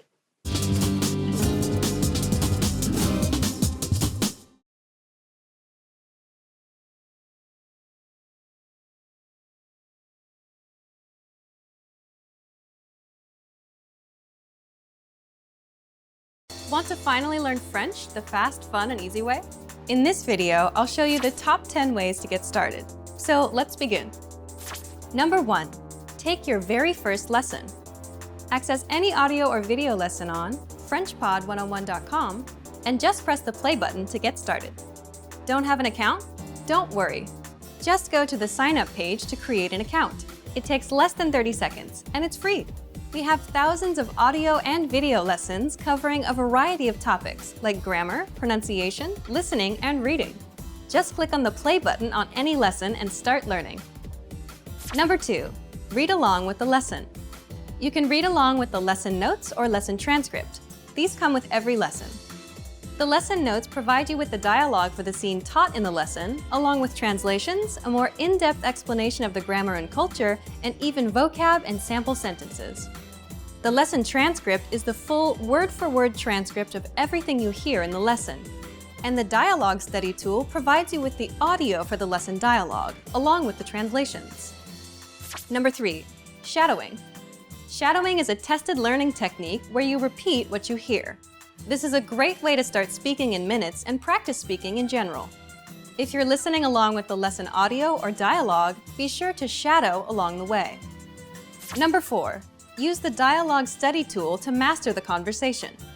Here, you get the line-by-line breakdown of the conversation demonstrated in the lesson. Listen and repeat until you've mastered each line. Do this until you've mastered the entire conversation. Number 5, use the voice recorder to perfect your pronunciation and speaking. In the dialogue study tool, you'll find a microphone icon next to each line. Click on it to record your voice. Then, compare it with the native speakers. Listen and adjust your pronunciation until you match that of the native speaker. Number 6, review vocab with the lesson vocabulary list. Vocabulary words are the building blocks of language. You can save vocab words taught in each lesson by clicking on Add to Word Bank. Want to drill the words with smart flashcards instead? Just click on Add to Flashcard Deck to do so. Number 7, listen to the review track. If you've studied an audio lesson before, just listen to the review track so that you don't have to listen through the entire lesson again. This is a great way to reinforce the material that you've learned, and it's great to have on the go. Just access any audio lesson and click on the download icon. Then click Review to download the review track. Number 8, review with quizzes after the lesson. Once you're confident enough with the material taught in the lesson, be sure to take the quiz to test your newfound knowledge. Take the review questions and answer true or false for each one. Or take the writing questions and input your answer. Remember to check the answers by clicking on the Check Answers button. Number 9, participate and leave a comment. The best way to master what you've learned is to use it. Join the community of learners by leaving a comment below at the end of every lesson. Our dedicated teachers will check your responses to correct you on any mistakes or provide you with helpful study tips and advice. And finally, number 10, move on to the next lesson. Done with a lesson? Mark the lesson as complete. You can see your overall learning progress on your dashboard. If you particularly enjoyed the lesson, mark the lesson as favorite so that you can come back to it later at any time. Click on the forward arrow to move on to the next lesson and continue learning. If you enjoyed these tips, hit the like button, share it with anyone who's trying to learn French, and subscribe to our channel. We release new videos every week. Remember, you can sign up to FrenchPod101.com by clicking on the link in the description. Sign up takes less than 30 seconds, and it's free. I'll see you next time. Bye!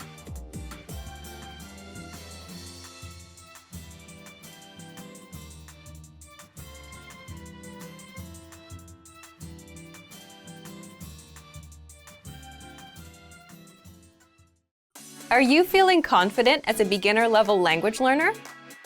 Are you ready to move up to the intermediate level? Here are some tips to help you make that leap and advance your language learning progress. Tip number 1, determine your skill level.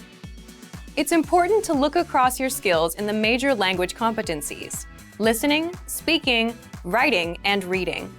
By taking our level assessment test, you can review your skills in each competency and see your strengths and weaknesses. Keep in mind it's normal to be better in some skills than others. Premium Plus users can take our level assessment test and get personalized recommendations and learning pathways based on your results. Once you've figured out which skills need work, it's time to take action. No matter which of your language skills need to be improved, make sure you choose a method that's both effective and fun to help maintain your regular learning routine. Tip number 2, listening. The most effective way to build your listening comprehension is by building a strong vocabulary. The more vocab you master, the easier it will be to understand the context and details of the conversation.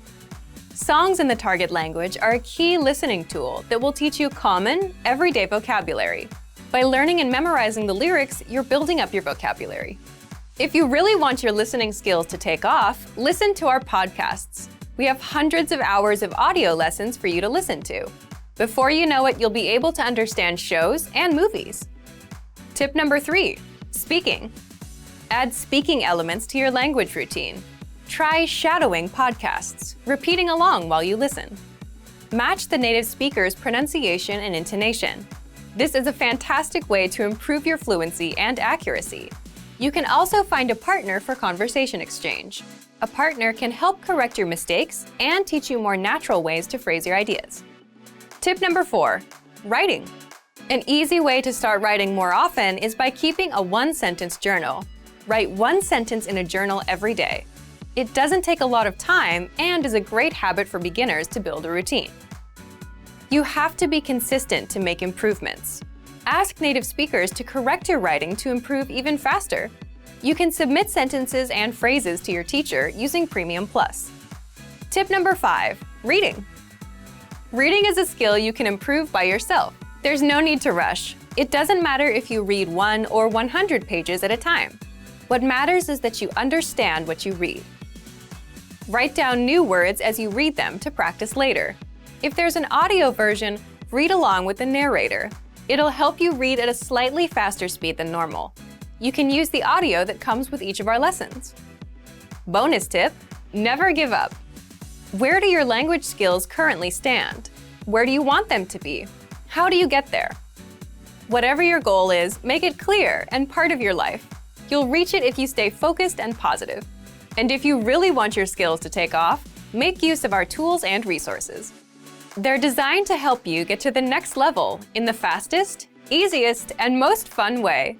Just click the link in the description to sign up for a free lifetime account. Sign up takes less than 30 seconds. Click the link in the description and start learning right away. I'll see you there. Bye! Can you really learn a new language all alone? Learning a language without traditional classroom instruction may seem quite daunting at first. What if you run into questions? How do you stay on track and motivated to achieve your goals? Don't worry. Not only is it possible to learn any language without traditional classroom instruction, we have created an advanced and extensive online language learning system to help you do just that. It's designed to help you learn a language on your own and is faster, more convenient, and less expensive than traditional classroom options. Here are 3 reasons to learn a language alone. Number 1, learn at your own pace and on your own schedule.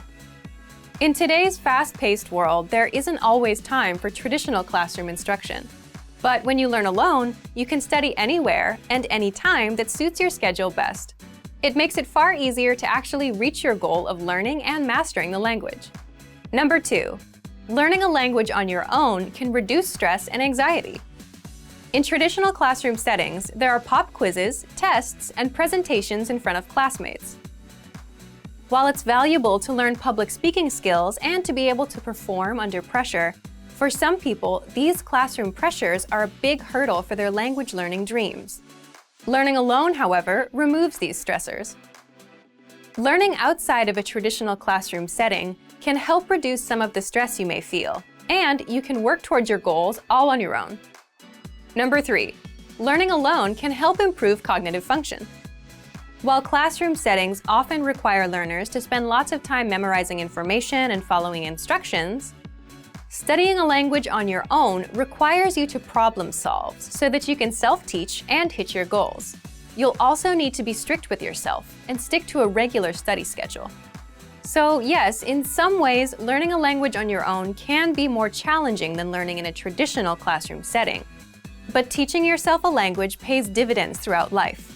In addition to learning a language, you'll also learn time management and problem-solving skills. These are skills that will aid you when social and professional opportunities arise. So, how do you actually learn a language on your own? Number 1, access our huge collection of audio and video lessons.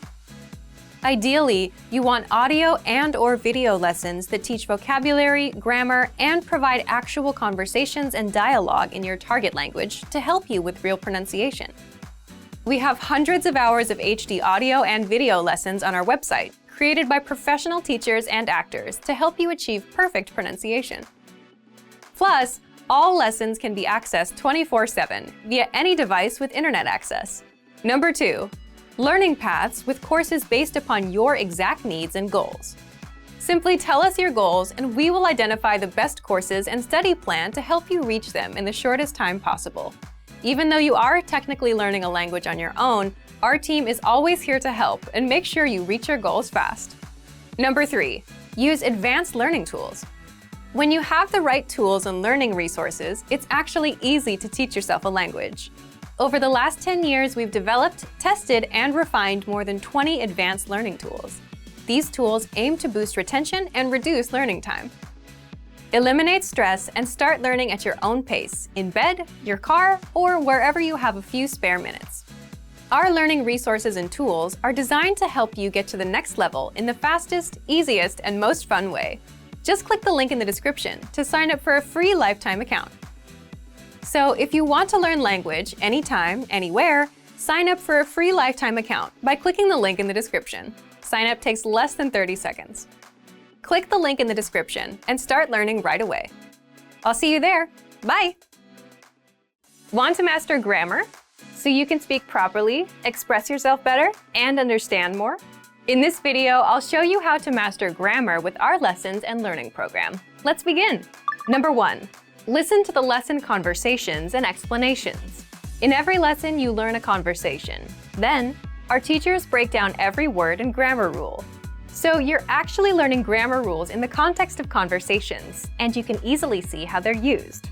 Once you're done, review the conversation again and again to remember what you've learned. Number 2, read the bonus explanations and tutorials. With the lesson notes, you get extra grammar explanations and examples that are not presented in the lesson. After you're done with the lesson, read the lesson notes for extra review. You can even save them as PDFs so that you can access them anytime. Number 3, leave a comment on the lesson. Once you've learned a grammar point, be sure to use it. Leave a comment in the comments section. Write some example sentences for practice. Our teachers will review your comment and give you feedback. Number 4, unlock even more grammar lessons. If you want to find all of the grammar lessons available, visit our lesson library. Under Category, choose Grammar.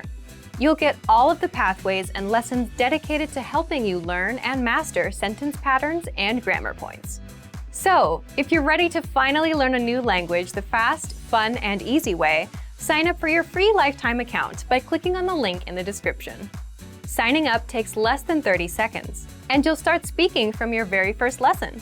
If you enjoyed these tips, hit the like button, share it with anyone who's trying to learn a new language, and subscribe to our channel. We release new videos every week. I'll see you next time. Bye!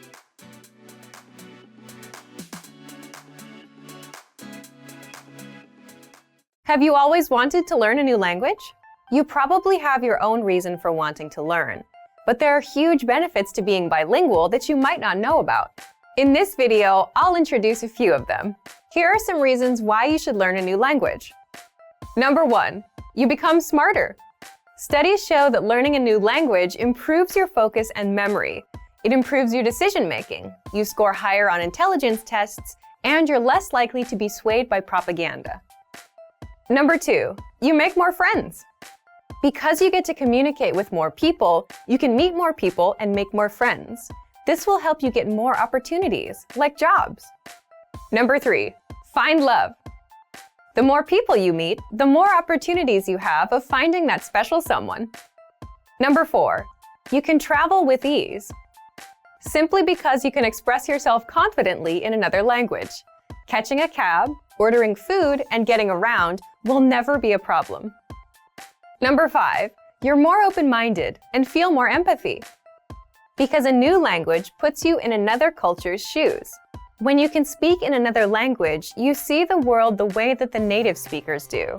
In fact, when some bilinguals switch from one language to another, they also switch personalities and express themselves differently. For example, people tend to feel more direct and assertive when speaking English, and more polite when speaking Japanese. So this allows you to understand others' worldviews and connect with people on a deeper level. Number 6, you delay the mental effects of aging by 4 or 5 years. Learning and mastering another language sharpens your brain and increases the amount of gray matter, which helps delay dementia. So if you're ready to finally learn and master a new language the fast, fun, and easy way, sign up for your free lifetime account by clicking on the link in the description.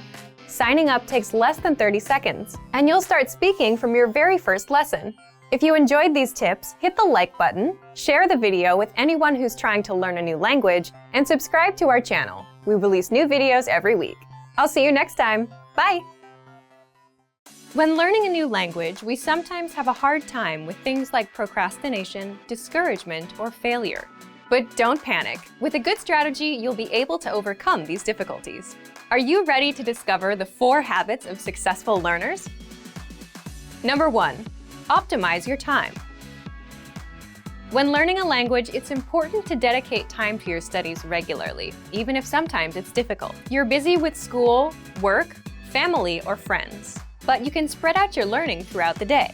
Study whenever you have small gaps of time in your busy schedule. This can be when you're on the metro, on your lunch break, or while you're exercising. Our podcast learning format fits perfectly into your tight schedule. Number 2, consistency with your chosen method. There are a lot of options when it comes to courses and learning materials. Switching from one method to another can confuse you and disrupt your progress. Focusing on one learning method will make a difference. Our method has been created and optimized by real teachers, so you can stick to it with confidence. Number 3, use your language background. Many languages share some commonalities. You can find words that look or sound similar, or even share the same grammar structure. A little bit of language background will give you an edge while learning. Number 4, study continuously. People are excited when they start learning a new language. The enthusiasm usually lasts until the first roadblock. This can lead to discouragement and procrastination. But don't burn yourself out. Learning a language is a marathon, not a sprint. Don't try to learn it all at once. Break things down into more digestible chunks. Learning step by step might feel slow, but it's an efficient way to learn a language. With patience, motivation, and good resources, you'll master the language. Remember, you can't learn a language overnight, but with motivation and these daily lessons, you'll be on the road to fluency. Give it a try now. Sign up for your account. Just click the link in the description. If you're learning a new language, there will be times when you'll struggle with the lesson, when you won't fully understand what you learned, when you'll be in a rut, or when you just won't feel like you're making any progress. And that's totally normal. In this video, you'll learn what to do if you're not learning, and how to overcome language learning struggles. Let's begin.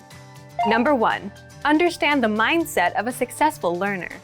Some learners are more successful than others. A key difference between successful learners and less successful learners is in the way they approach problems. Some learners rely completely on a learning program. If there's a grammar rule or word they don't understand, they get frustrated and blame the program. They don't look for solutions. Successful learners approach problems a little differently. If they encounter a problem, they look for a solution or ask for help instead of getting frustrated. You may feel frustrated at times, especially if you're a beginner, but how you choose to react will make all the difference. Number 2, set small, measurable, realistic goals with a deadline. Most learners fail because they set big, vague goals, like, I want to be fluent. When they realize they have no idea how to do that, they lose motivation and quit. The solution to this? Set small, measurable, realistic goals with a deadline. For example, finish 10 audio lessons by the end of this week. Learn 20 words by the end of this week. Speak 1 minute of conversation by the end of this month. Listen to lessons for just 5 minutes a day, every day this month. Now your goals are small and realistic enough to accomplish. They're specific and measurable, so you know when you reach them, and the deadline gives you a finish line. For example, either you learned all 20 words by Friday or you didn't. When you reach your goal, you gain a ton of confidence. This improves your chances of reaching your next goal because you've had experience reaching a goal and you understand the things you need to do to be successful. Number 3, read along with the lesson notes and lesson transcripts. Now, what if you're doing a lesson but you can't catch a word? Take advantage of the lesson notes and lesson transcripts and read along with the lesson. The lesson notes give you in-depth grammar and vocabulary explanations that are not available in the lesson. And the lesson notes give you the word-for-word transcript of everything said in the lesson. So if you want to pick up every word, read the transcript. Number 4, review, because repetition is the mother of all learning.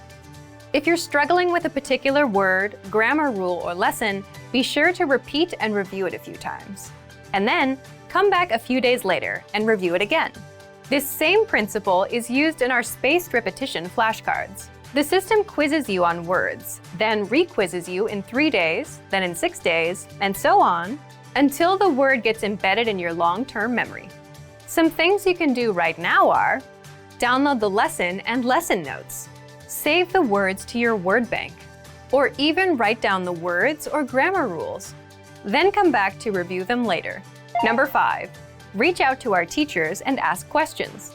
If you're a Premium Plus member, you can easily get in touch with your teacher and get all of your points of confusion cleared up. Or you can always leave a comment on our lessons, and our teachers will get back to you. Remember, you're not alone. If you're struggling with a lesson, you can always get in touch with us. Number 6, take a break and go do something else. Another thing you can do is take a break and do something else that doesn't require much thinking. There's a reason our best ideas come while in the shower or while taking a walk. While you're on a break, your brain is more relaxed and starts making connections that you couldn't see when you were focused and stressed out. It's also why coming back to review things with a fresh mind can help you better understand the lessons you've taken. Number 7, downgrade your learning routine. If you're studying for 30 minutes a day and find yourself overwhelmed, or if you suddenly find yourself busy, the best thing to do is to reduce your study routine to something easier and more manageable. If you've been learning 30 minutes a day, drop down to 10 or 15 minutes. Even 5 minutes is good enough because language learning success comes with consistency. Quitting and coming back every 3 months won't work. This brings us to our next point. Number 8, remember, learning a language is a marathon, not a sprint. Think about it. You can't cram for 5 hours and expect to remember everything you've studied. So just like with a marathon, it's okay to go slow and at your own pace, even if you're learning for just 5 minutes a day. Similarly, if you're having trouble understanding a grammar point or a lesson, don't let it bring you down. Learning a language is a marathon, a long-term game.